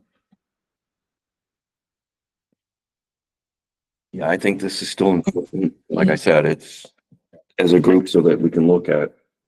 This is one of my favorite ones. This is one of the best ones. This is one of the easiest to look at. You can see the greens and the reds. Start this one. All right. It's got colors. It's Making bigger. pretty colors. You can see the easy comparison with the, Right. with this. Highlighted. And you can see the numbers were right there. You can see how many kids were assessed. Yeah. Gonna get this principal's report down to an hour and a half, one way or the other. I'm gonna. We're already off. I know. I'm struggling. I had to go get Somebody caffeine brought and up Advil. cell phones. and that spiraled out of control. Thanks, Pete. You're going last next time. Yeah. That was me that brought it up. It is spiraled out of there. All right. So this is the same chart as the other one. This is just for math. So we follow it until we can see the last 2.5 years, how they've. And we'll do that with the, staircase, whatever it is, Yeah, and the colors. I think that we'll have to get to that. Yeah. Yeah. I think that's easier. Just a reminder, these are percentages. Yeah. And this is percentages of students in the green who are at or above grade level. Discipline data. That was all the academic data. Okay, first question is, did we ask for this information? Swiss? I think you guys have been asking for more detailed discipline data, yeah. All right. Yeah, but here we go. Yeah, I looked at it and I'm thinking, I can't read much of there because when you get into the busy ones, it's like, what am I looking at? So, Let me try to. yeah. Stand up there. Exactly, that's what I said. Sorry. Points if you have to. Not I necessarily. did not say that. You said something in your head similar, Yeah, maybe, yeah. but So this is a comparison of last year and this year. So I end dated it on January 27th. And so we can see where we're at now compared to last year. So this is the entire school year. This black line right here represents the national average, 50%. This is the national average, 75% Of, of discipline referrals for Swiss. we're way over. They're Oh, my way goodness. higher, yes, nationally. But But again, could you explain what the black line means again, please? so the black line is when Swiss takes all the discipline data for the Yep. entire country. We say on average, 50% of schools are right about here, about 4 referrals per day. So this is the number of referrals So per we're day. slightly above that then. Slightly. So yes, in August, we were slightly above. All right, and when we look at Holy November, moly. you know, we're 4 times, 4.5 times the rate. No, no, that can't be. 1 minute. Because, sorry, go Joe. Fucking all of them, we did it. I'm trying to help, but stuff going. I mean, you don't have to put this data in. I mean, how many schools are actually putting it in? And I mean, I'm sorry, it seems a little low to me that, Well, there's no way to account for every single school district and. The 4 doesn't move. Yeah, The average doesn't move. it's the average for the year. No, it's 4 on August. So you're telling me there were 4 referrals in September. It never moves above 4? No. On That's average. the average number. I think These what they numbers, do this is, is Ivor Homes Gove, right? So right now, this is this year. In August, we averaged 4 discipline referrals. We were on the national average. I see what Terry's saying. He's saying, why isn't the, I mean, because On the average. average goes up and down, you know. Right, we- right. I think what happens is they take They take the average for the whole year. whole year Number. and say they had, Entire make year. math easier, 100 referrals and there were 10. So then it's 10 divided by 100 divided by 10 is 10 and they just straight line across. So we as could do opposed that to- too. We we- could do we- an average. for Yeah, the but it's whole not gonna year. help our numbers. No, Oh, we're, No, I Yeah, know. we're in a little trouble. we'd still be high. Can we reach out on your cell phones. local, can we reach Yeah. out to local districts and see if they can share their data to see if we are that, to quote, young Frankenstein, Abby normal. I think Should we just though, ask it if they're depends putting it on in the there? people doing the referrals. Like some people might not do referrals as much I as, mean, like we might be trying to control them, other people might not, or vice versa. Well, it just gives us a sense to me as to, we'd have a conversation with whoever we speak to in the particular district to get a sense as to where they are at. I don't think they're gonna But tell you accurate. Again, I would ask the districts if they're putting it in there, because if they're not putting anything, that's a 0. well, And they're averaging it out, well, guess what? Yeah, that's If true. if you have 100 and you have 0, it's still 50. Mhm. I mean, it doesn't seem realistic that these other districts are putting anything in there. I think a lot of them are not doing it at all. That could be. go ahead, Steve. well, and that's definitely something we need to find out for sure. The way I'm looking at this is, even if this is wrong by half, even if the average isn't 4, but 8, Yeah, we're- right? Even if it's twice as much as what we are seeing reported as a national average, we're above that by at least another 8. Our worst month in November, even if the average was 8, we're at 17, almost 18 referrals for the month of November. So I would like to know how accurate the data is, but I think in either case, our referrals seem to be higher than twice the national average. look at the next graph again. I will point it out. Which one? The next graphic. Page 13. And over there, right there, technology, 258. Where is that? Two graphs. There's two graphs there, referrals by behavior. I guess that's last year. The one, yeah, I can't read. So let me just walk us through it, right? I can't read these either. It's like, So this is really to give us kind of like that 5,000, whatever, 35,000 foot view. So last year, this was how things went month to month. We started off okay, we spiked a little bit around the holidays, and the second half of the year was a lot. intense. So in my mind, I'm thinking like, okay, we're in February now. I don't want a repeat of last year. So what are we going to do differently so we don't see this happening again? So Continue. right now, August, we kind of spiked around the holidays, Thanksgiving, Christmas. And then we kind of come back down. So right now we're in February. So I'm really carefully watching these numbers that are coming in.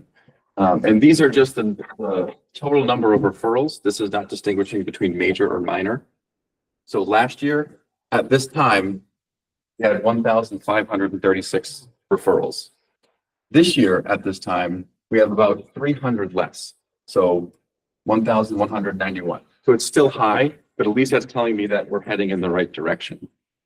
When I look at the next thing, this is going to break it down major versus minor, right? So last year it was almost 50-50. Teachers were putting in majors and minors at a pretty equal rate. This year it's different. We've seen a significant reduction in our minors and we've seen a modest increase in our majors. So it's still less overall, but we're seeing teachers or any adult log less minors and more majors. And there could be many reasons for that. But this is just kind of what the data is telling us. So this is referrals by behavior. So last year, we can see that technology was the highest by far. And that was about 258 at this time last year. And then I don't even see technology. Technology is down here. I think it's 35. And that's not just phones, that's also computers. So You can also see, oh, go ahead. sorry. So yeah, I'm looking at the specific tech for this year. Like you said, it's around 35. But I think of the conversation we had earlier, there's a lot of the Defiance Yes. that are actually tech originated. Yeah. In the high school, I don't think. Well, last year it was us too. I mean. But here at the middle school today, is that such a problem where? We still have some defiant, I still have some kids that, Yeah. they refuse, their parents refuse, I'll deal with it, but they're definitely not nearly as prevalent as it was last year. Yeah. Well, because both have a big spike at the end. But last year it was all tech, 258. And this year it's mostly Defiance. Yeah, so last year, and we have a minor defiance and a major defiance. So major defiance was 161 last year. Major defiance this year is 241. So we've seen an increase in our defiance overall this year. And do you have anything you contribute to Defiance to? Like Pete could point to cell phones as the big thing for his Defiance. Do you have anything that you can point to, or is it just? I think that no matter what, we're always going to have kind of kids at other ends. We have the students that never get in trouble, and the students that get in trouble every day. And then the students in the middle are kind of persuadable, right? They're persuaded to either behave or misbehave. And so I think what we're seeing is with an increase in defiance, some of their peers are seeing it and also engaging in defiance. It's like if we tell a kid, hey, you got to go to the office, and they say no, and everyone else watches it, they're kind of learning like, oh, I can say no too. And so, it becomes, like we have to follow through on every time that we set a limit, because if we don't, then it's going to erode, people's belief that we're going to follow through. Yeah. But I want to, and we don't have data on parents, but I will say that I'm also getting a lot of pushback from parents. So if I say, hey, I'm calling home because your child did this and it's a problem, I'm getting, that's not my problem, that's your problem. And so I'm kind of like, okay, so, all right. So, and we still have to work with the family, and like, they're still, they're still our students, they're still our families, but it does create difficulty. And so it's never a good situation when a parent and the school are not aligned. But I do find more and more that parents are, for whatever reason, pushing back. And again, one of our strategic goals is community and parent engagement. And people need to understand, because the community, you know, we had a conversation, I think at the last board meeting at public input about behaviors and parents not being involved. And talking, we referenced this earlier in the night. You can't make a horse drink water if it's not even going to go to the trough. And that's partly what we're dealing with parents, in that sense that they're just, for lack of a better way of saying it, they're hands off. Yeah. I have Go ahead. a comment. I think too, I'm thinking back when I first taught junior high, I noticed a lot of parents would ask me, what do I do? And I'm like, I didn't even have kids at that point. But sometimes if you have something you can suggest, rather than calling up and saying your kid did this, you know, do something about it. If there's something you could suggest, like, could you talk to your child and, you know, tell them thus and so or whatever? Just sit your child down, give the parent a suggestion. Because I'm just thinking, I have a lot of kids. I was able to work through different things, but sometimes they have one or two kids goes through junior high. You know, they don't know what to do. And they're looking at the school as a professional. You know, you guys went to college, you did all this education.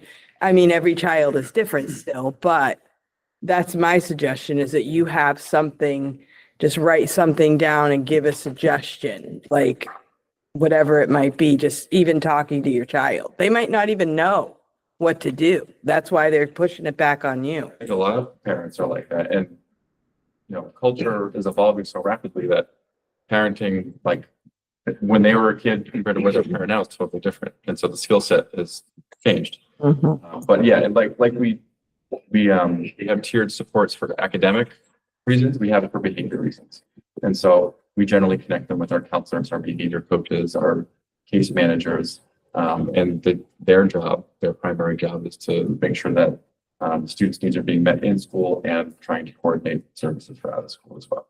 Good job. I think like you have parents' rights, and it's gone to the such extreme where now parents just sit there and say, well, this is the way I want it to be. And schools have less and less authority or to do what needs to get done. I'm sorry, but there are some times where things need to get done that, you know, we can't sit there and do anymore, period.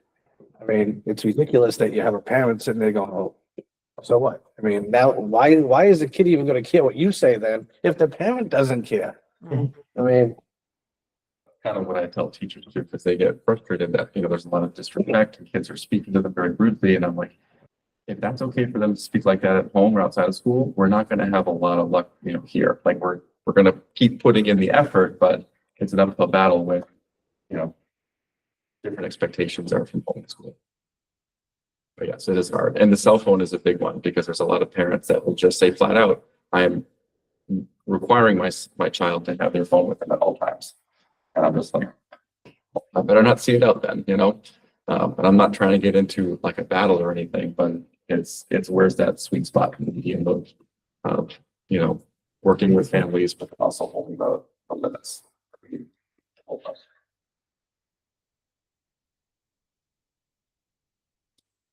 We'll get a few more slides. We'll get through it quick. Last year and this year. So this is by grade. You can see the 8th graders last year were champions of the school in this data. That's much more distributed this year. So I think that I passed on some of that to you. Go team. Yeah. This is by location. So really the vast majority of our referrals come from class, and it's counterintuitive because sometimes we think recess, the cafeteria, and we still get, you know, problems there, but really most of them are coming from class. This breaks down to the referrals by time of day. And again, it's comparing last year to this year. So like last year, you know, we had a little bit of a bump in the middle of the day and a slightly elevated second half of the day. This year, I can see that the second half of the day is where most of our referrals are coming. I'm guessing the 5 p.m. referrals is the after school program. No, the after school program doesn't play into this data. So is it sports? No, this is during the day. Is this? Right, but this So this, 7 a.m. and 5 p.m. instances, It just records when a That might- teacher and The puts teacher it might have in. put it in. Oh. So like, yeah, That's- so it's not very, so if it happened at noon and they put it in at 5. so I don't. Yeah, so Why I would can we- go and look at them, but I'm willing to bet that whatever the incident happened, like, did not happen at 5 o'clock. And so again, if I give access to, 50 adults to enter this data, I'm dealing with 50 different personalities entering it in. Right. And so you kind of sometimes have to view it through the lens of it. to me, we can Get rid of that because it's Get rid not of that. accurate. Get rid of that. Hey, Yeah. Right? Because everybody. This is referrals by gender. And so this is just prevalent because our males are probably 2 or 3 times likely to end up in the discipline data as females. It was like that last year and this year. And then this is referrals by. I like student. that one, by the way. Yeah, so this one, Black and all white. blacked out because it's all their data overlapping each other. They're by numbers, so there's understand. no names. But the reason I'm including this is so you can just get a general view that, 80% of our students respond to, a couple of discipline referrals. 15 to maybe 20% of our students do not, and they're repeat offenders. And so, well, I would say that like maybe from here down, the students are responding effectively to our discipline. Up here, they're not. Is it possible for I don't know what you're using, just to give us from what you want to highlight? And then you can have a graph that's more informative. The higher end. Yeah. Yeah, like break it out, like if we zoom in on like the top 10% or something. Or whatever you choose it to be, yeah. You mean so that just don't label each and every individual? Well, I would eliminate the whole, if, for example, hypothetically, he chooses 10%, the top 10%, we don't see 90% of the rest of it. You only see the 10% that you're trying to highlight, and you're saying, this is 10%, and the 90% is significantly less. It's those individuals that once in a while, a kid is going to get in trouble, right? And hopefully they learn from it. Would that make sense to do that so that then we can understand it? Because I looked at it and I go, I get an idea what's going on. We've got one student that had 81 issues already. Is it 81? 61, I see. Let me see if I can do this again. Nope, that doesn't help either, so. All right, go ahead, Steve. So, and I'm sure we are, but are we looking at those top 10 or 15% who aren't responding to the way we do things today and trying to come up with some alternatives? Like, we had a big debate earlier about, can you send, there are some kids who won't care if you send them home, right? So what do we do for those 10, 15, 20% of the kids who aren't going to respond to the way we're doing things? I think for most of the kids, it's working fine, but we obviously have a small percentage of our population that just is a lot of our time. And they either don't seem to care, they're not invested, the families aren't invested, or there's simply not enough to work with us. I've heard, more than just the 3 of y'all, but, there's parents who would rather fight us than fight their kids. And I don't want anybody to fight anybody, but how do we get through to those other 20%? How do we help them understand that, you don't need to come out of here with all A's, but you need, you should try to. Asking a very wilty question there. I know, but we're talking about it. We're talking about the top 20%. I'll be honest with you. It's all about somewhere along the line, somebody building a relationship with that kid. And so that kid buys in, and you got to just keep trying and trying and trying and Are trying. we changing anything about so what I'm suggesting is we have a great process for 80% of our kids, but we have a process that doesn't work for 20% of our kids. So are we looking at other things? It's harder at the middle school. I always say this because it's much harder because every kid is expected to take every single class. When they get up to the high school, it does come somewhat easier because they might find that certain niche that they like. And there's much more options from high set to GBACs to all these other options that we can get a kid through high school. Every middle school, junior, it can be, I just look at parents and sometimes you're right. We're taking it around. Hey, you can stick it in a square hole. And so sometimes we're like, you know what, this kid does not need to take social studies right now because it's just, Yeah. or you try to build relationship with a kid. It's tough. So, and I don't disagree with anything what you just said, but I think it's different by my question because some of that's academics and there are some kids who are never going to be math students or social studies students, right? I hated fractions growing up, but it's not about whether or not they're going to accept the education or want to take every class. It's about how they behave while they're here. Because this isn't educational data, this is behavioral data. And we have a behavioral process that's partially broken. Not by any fault of anybody, but it just doesn't work for some of our students. So I guess my question, maybe it's better for Sam too, is what can we do to help with the behaviors of those 20%? Because educationally, they're not invested, obviously. Maybe it is more relationship building, but you know, I hear a lot from town and from just stories of people I know. And how do we keep kids from, you know, disrupting the rest of the classrooms? You know, that 20% probably is a large part of the reason why some of the other kids' classrooms are disrupted. And so what can we change about what we do, or can we change anything that we're doing to help? Though it has to be different than the major part. So, We got time limits here, folks. Just to make Yeah, you we aware, do. we're at 9:23. Yeah. We still got to get through Tom's rest of this. this is the last. And Amy, no, I understand. And Amy's, and then we need at least to do the nominations. I think that's the big highlights. All I'm saying is, I think it might make sense to have, and I don't know what Terry's thinking is, to have a conversation about behaviors at a separate board meeting. Yeah. And maybe even just dedicate time to that. I have some ideas, but that, I don't know if the board is up for that, but, I don't want to try to, because we're not going to get through tonight if we keep No. great questions and conversations. It's just a matter of Yeah, no, good point. what the time is, so. That worked for everybody. Yeah, I if you hope. could fix that by next time. I'll work on it. We won't have this one issue by next. Okay, perfect. That's all I was looking It's as for. easy as that.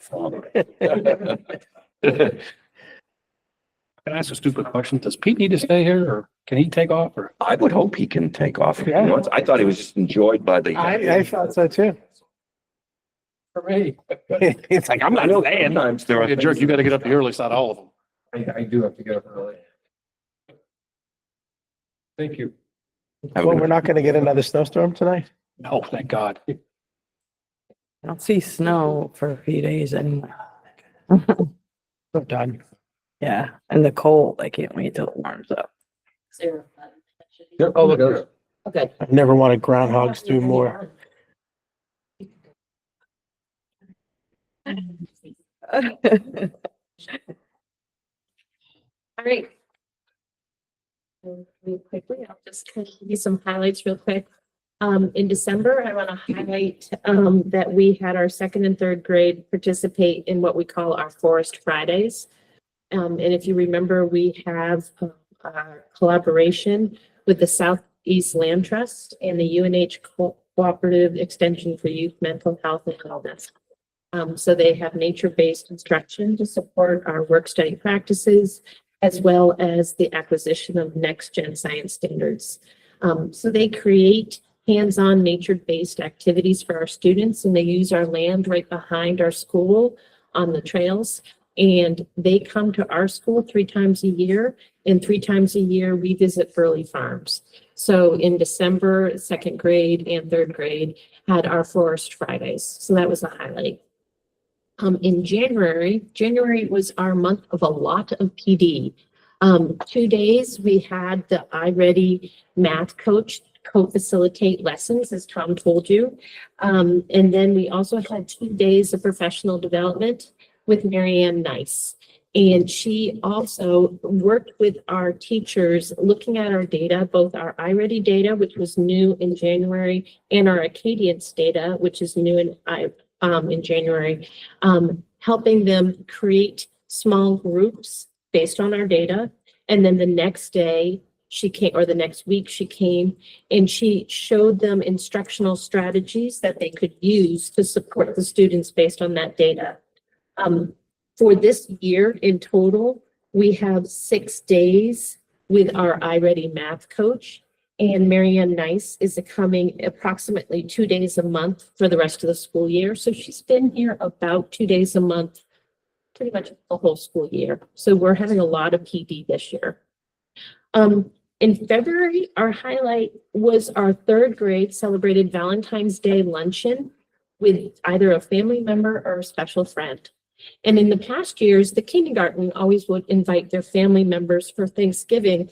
And so we decided to extend this tradition for all our classes, which goes in line with your initiative to invite families. And so we had 1st grade celebrated their winter holidays in December. 2nd grade recognized a winter carnival in January. And 3rd grade celebrated Valentine's Day. And each class approximately had about 2/3 of the students had someone come, but 3rd grade knocked it out of the park and they had over 3/4 of their families represented or special friends. So it was a really huge success. I actually got quite a bit of positive feedback from families that appreciated us making this effort. So we know that we're going to continue this tradition next year. And we also even thought, well, could we extend it a little bit and do twice a year? But we have to be careful not to overtax our kitchen staff. But that was something that we were really pleased that we did. Do you have did you get any feedback from parents or families that weren't able to participate out of curiosity? No, we did Okay. not. We didn't. But what we did for the students who didn't have anyone who came, Which is fine. I yeah, we had teachers and parents and everybody. So anyone who didn't have somebody, had somebody. we had somebody. So we made it a big celebration. No, I understand. It's just, Nobody said anything. Yeah. So, yeah, I don't know what the right course of action is, but Yeah. it's just, hopefully well, it will because, grow now that people are aware. The other part, how much advance notice did the parents receive? for 3rd grade, I think we gave about 6 weeks. Oh, wow. Okay. Yeah, so 2nd grade, that was the one that I honestly, it got away from us. It was the holiday and everything. Yeah. But we tried to give at least a month notice. But 2nd grade definitely got away from us all through. Live and learn. Yeah, that's exactly live and learn. So if we got them on the calendar at the beginning of the school year, everybody will know. Yep. And that's something that I think we'll definitely do. For safety, we did have an accidental pull of the fire alarm. And then we did have a push. It wasn't an accidental. Todd corrected me on that. It was just a push of the whole school lockdown alarm system. So we did have 2 additional drill opportunities during the December timeframe.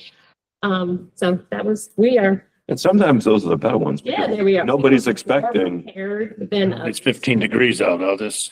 Well, Is it? well, no, what I mean is But I have. if administration knows it's coming. Yeah. It's different than if it's unannounced. And I'm not encouraging, No. but And it's just actually, a we said different, The other day, different if we saw something. someone going towards an alarm, knock them down. I'm joking. I do not. It's been so cold. No, there's too low. Just Alarm.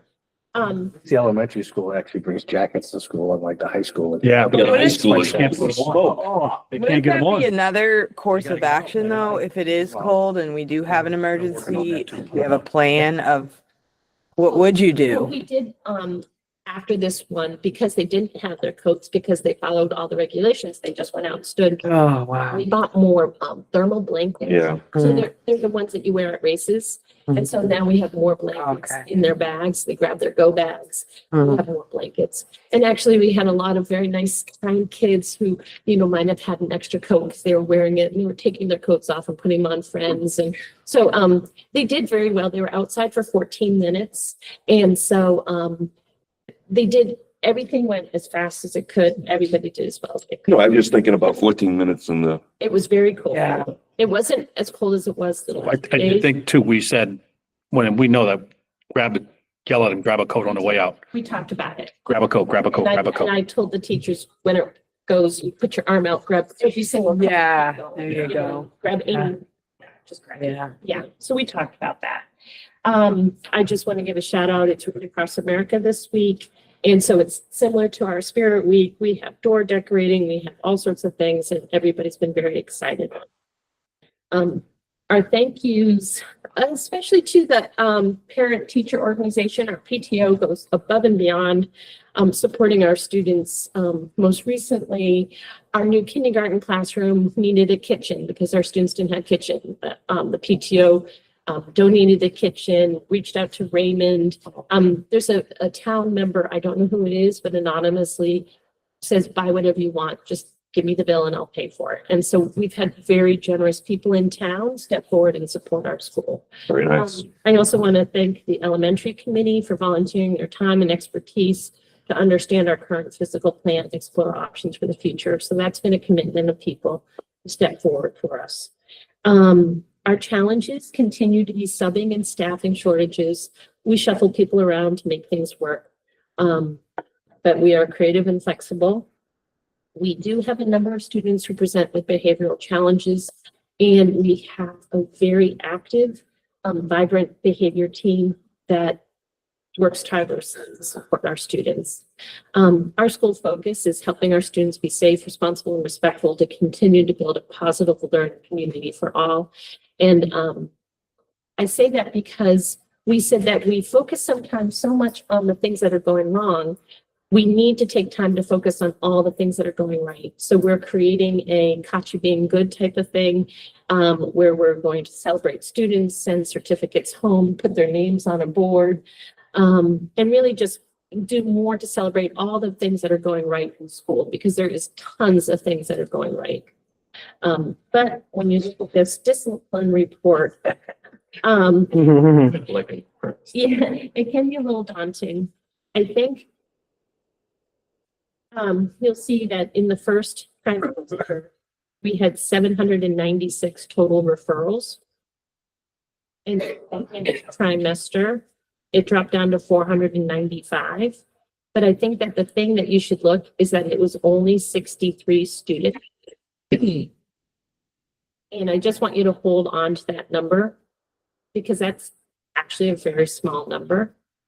The top 5 infractions are out of bounds, physical aggression, defiance, inappropriate location.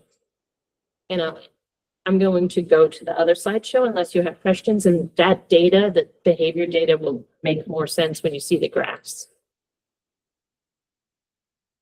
Oh, I'll just quickly tell you, we've had no incidents of bullying or cyberbullying, no investigations, no incidents. Here is the numbers for our enrollment. We really haven't fluctuated greatly. And there's our upcoming events.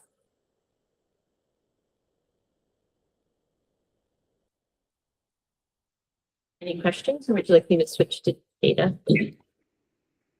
Student data, thank you.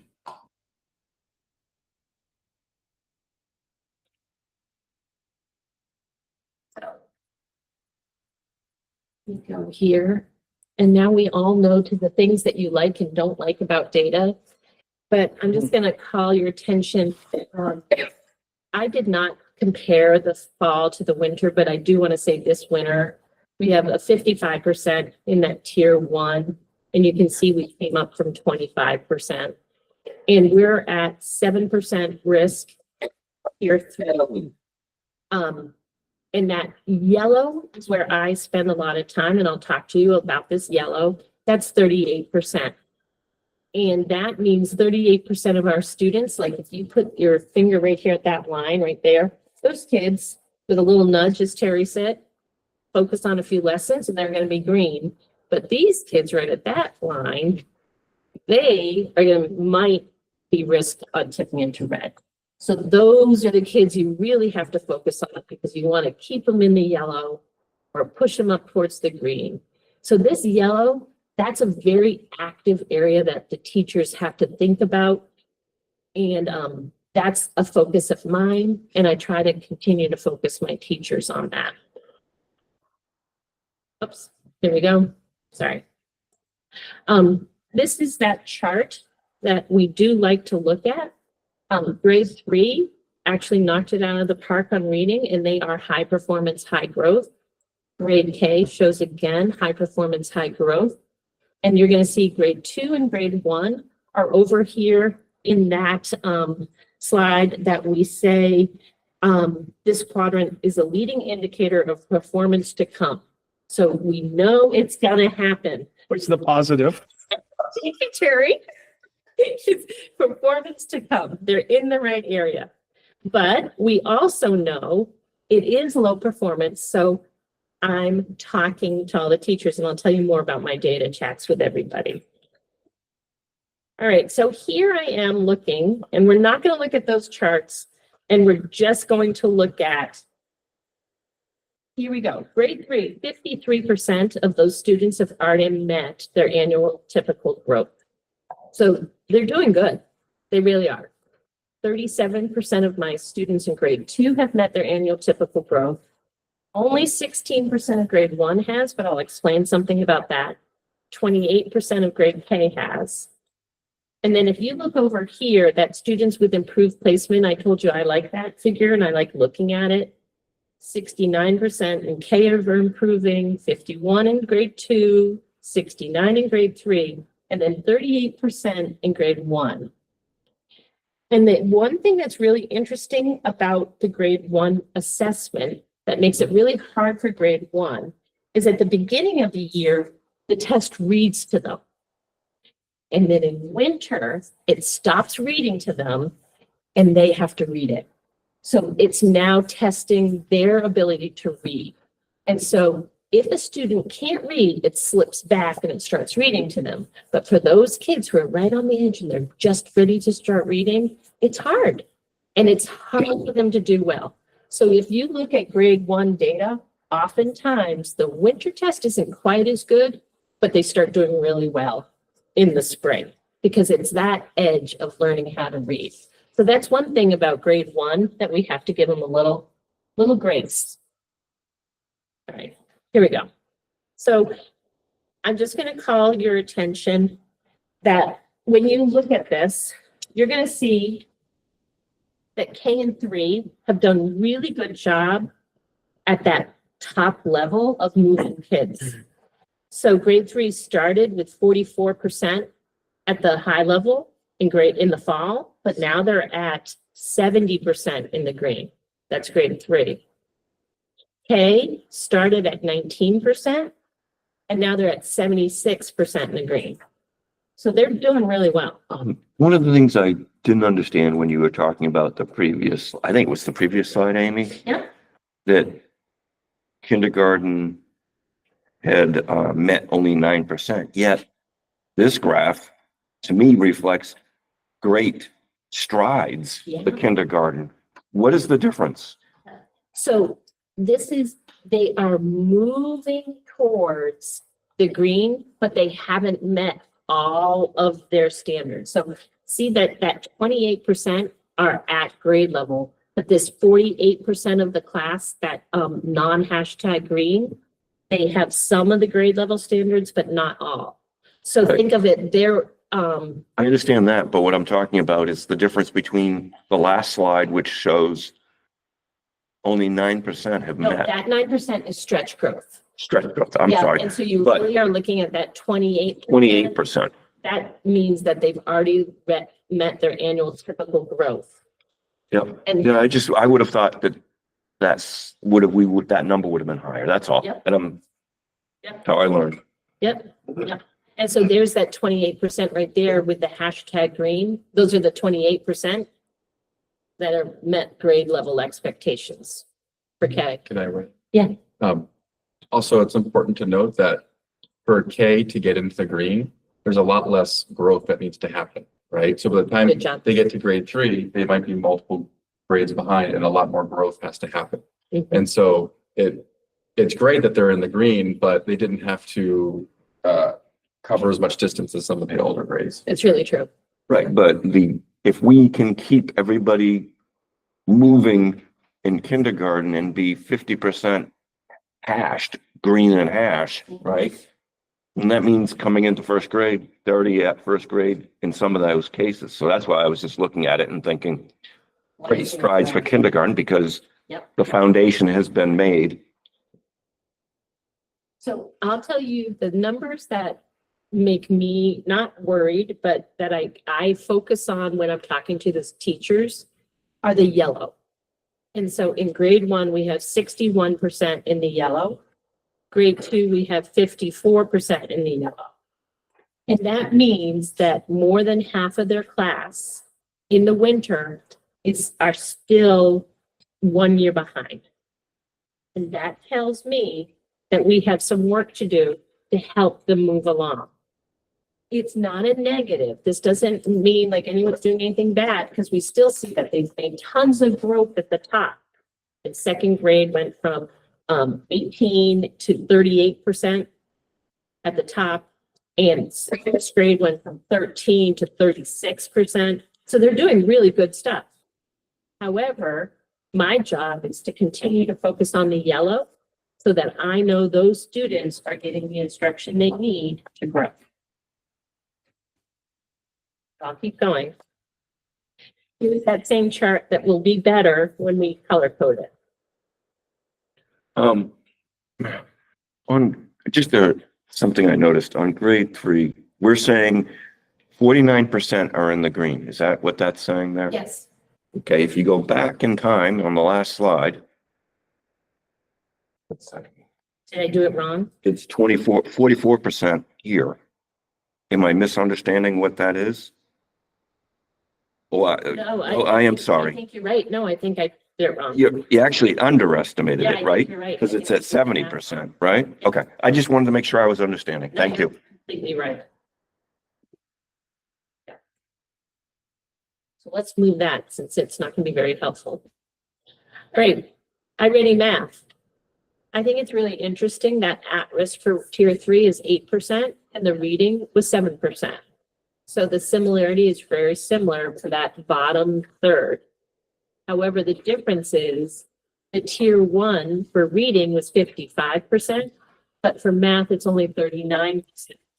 It's a lot bigger middle. That yellow portion is a lot bigger.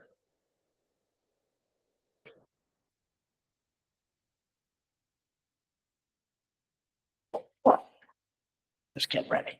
If you're gonna look at this chart. I have a fire drill. I think the real takeaway is that we're very clustered.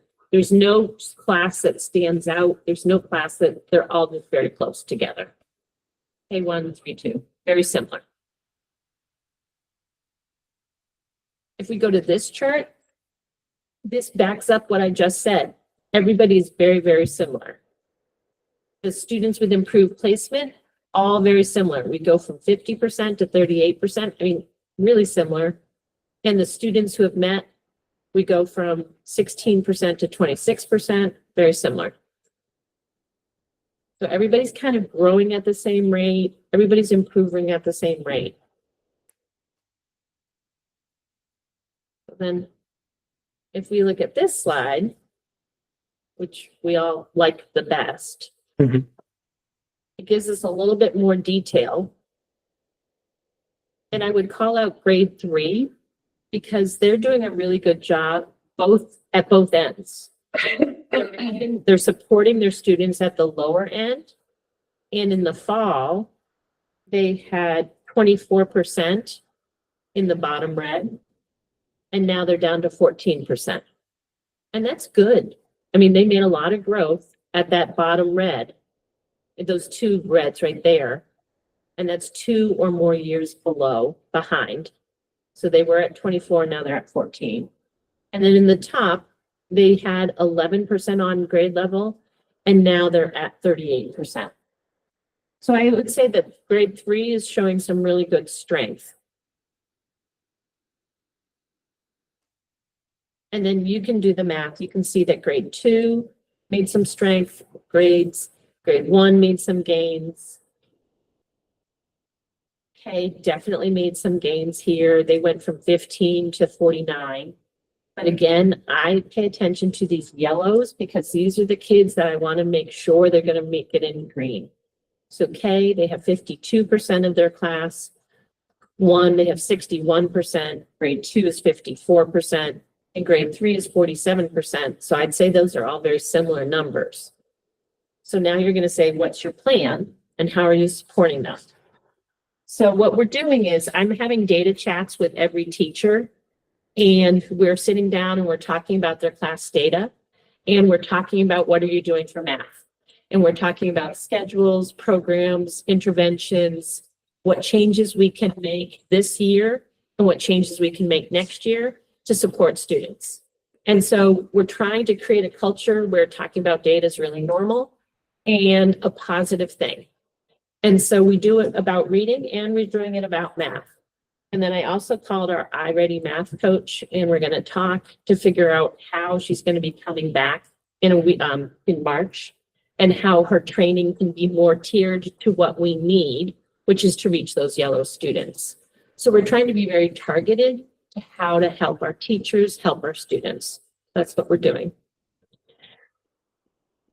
I'm going to move on just to show you data because it's getting late. Last year, we had 899 total referrals at this point. This year, we're having 1,288. By month, you can see that we peaked in October, November, December, and we're coming down. I just checked that number in February. It's up around 7.9 right now. So it's got a little bit higher, but February is definitely lower than January. Can I have you pause? Does the board want to go past 10 tonight or not? Because if we're not going to go past 10, then I need to get the nomination done, correct? I'm gonna say no. You're going to say no? I'd rather not. Which is fine. All right. We're done. Unfortunately, sorry, There Amy. we go. All right. Sorry, thank you. You're welcome. Made you stay this whole time. Yeah. No. All right. Am I correct in saying that the only thing on the agenda that we absolutely have to do is the nominations? Why don't we go to nominations while Terry looks at it? Thank you very much. Oh, manifest. Thank you, Bo. What's that? Manifest. You. Well, yeah, okay. Yep. Yep. No, Yep, thank you. I'm going to nominate Brenna Baxter, SEL teacher at the middle school. Can we get a motion to accept the nomination, please?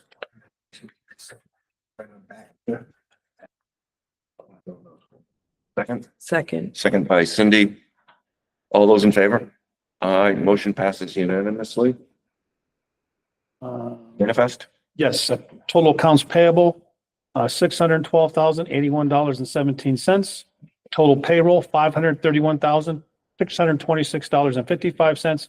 A grand total of $1,143,707.72. Has it been signed? Yes, I think we've all been signed. Three signatures, Signed. me, John? I signed. No. I don't know if we Yeah. did another, I don't think Tony signed them and I know I didn't. I just need three. I don't know that you got the third We one. get a third? Yeah, yep, we're good. Tony You signed all it? And Tony must. We're good. You sign it? Okay. Tony must. Thank you. That's why I just, Yep. I didn't see it come past me, so I was concerned. All right. Motion to adjourn. If you want to try to get through the minutes at least, you have 10 minutes. You're kind of getting, there's 2, 4. Is there anything, 5 can we do a bulk or do we have, is there anything to talk about on any of On them? January 8th, Like I have really something. quick one. Okay. So if we want to, look at January 8th and I can, on, page 3, I have to open it up. It just needs the result of the motion. on Oh, there page was a 3. time that was wrong. Cindy, there was a time that was wrong on one of them. You I think find it was that? the one, the morning of the, The deliberative? yeah. Oh, okay. They put That's a Cindy different arrived meeting at day. 9:30 PM. All right, on page 3. I'm trying to find it, sorry. I don't have as much information as I thought.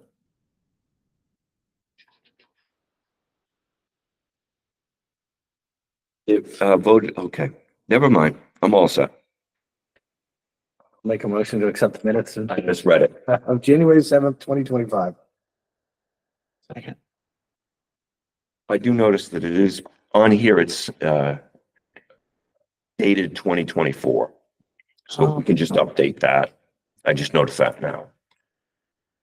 The January 7th? I'm sorry, I was looking at the 8th, not the That's what 7th. yeah. So, all right, See, it's good. I'll try to get myself in order. What we doing first? January 7th, January 2025. 7th, yep. Second. Second by Cindy. So the motion was made by Joe, second by Cindy. All those in favor? Aye. Motion passes unanimously. And then January 8th, we just need to fix the date for Yeah. the year for 2025. We get a motion for that, please. Make a motion to accept the minutes of January 8th, 2025 as amended. Second, Second. second by Cindy. All those in favor? Aye, motion passes unanimously. I'll make a motion to accept the minutes of January 15th, 2025. Second. Second by Steve. All those in favor? Aye, motion passes unanimously. I'll make a motion to accept the. Well, minutes of The February Cindy had 1st something for February. Yeah, It's it just says as Cindy amended. arrived at, Yeah, 9:30 a.m. AM instead of PM. So I'll make a motion to accept the minutes of February 1st, 2025 as amended.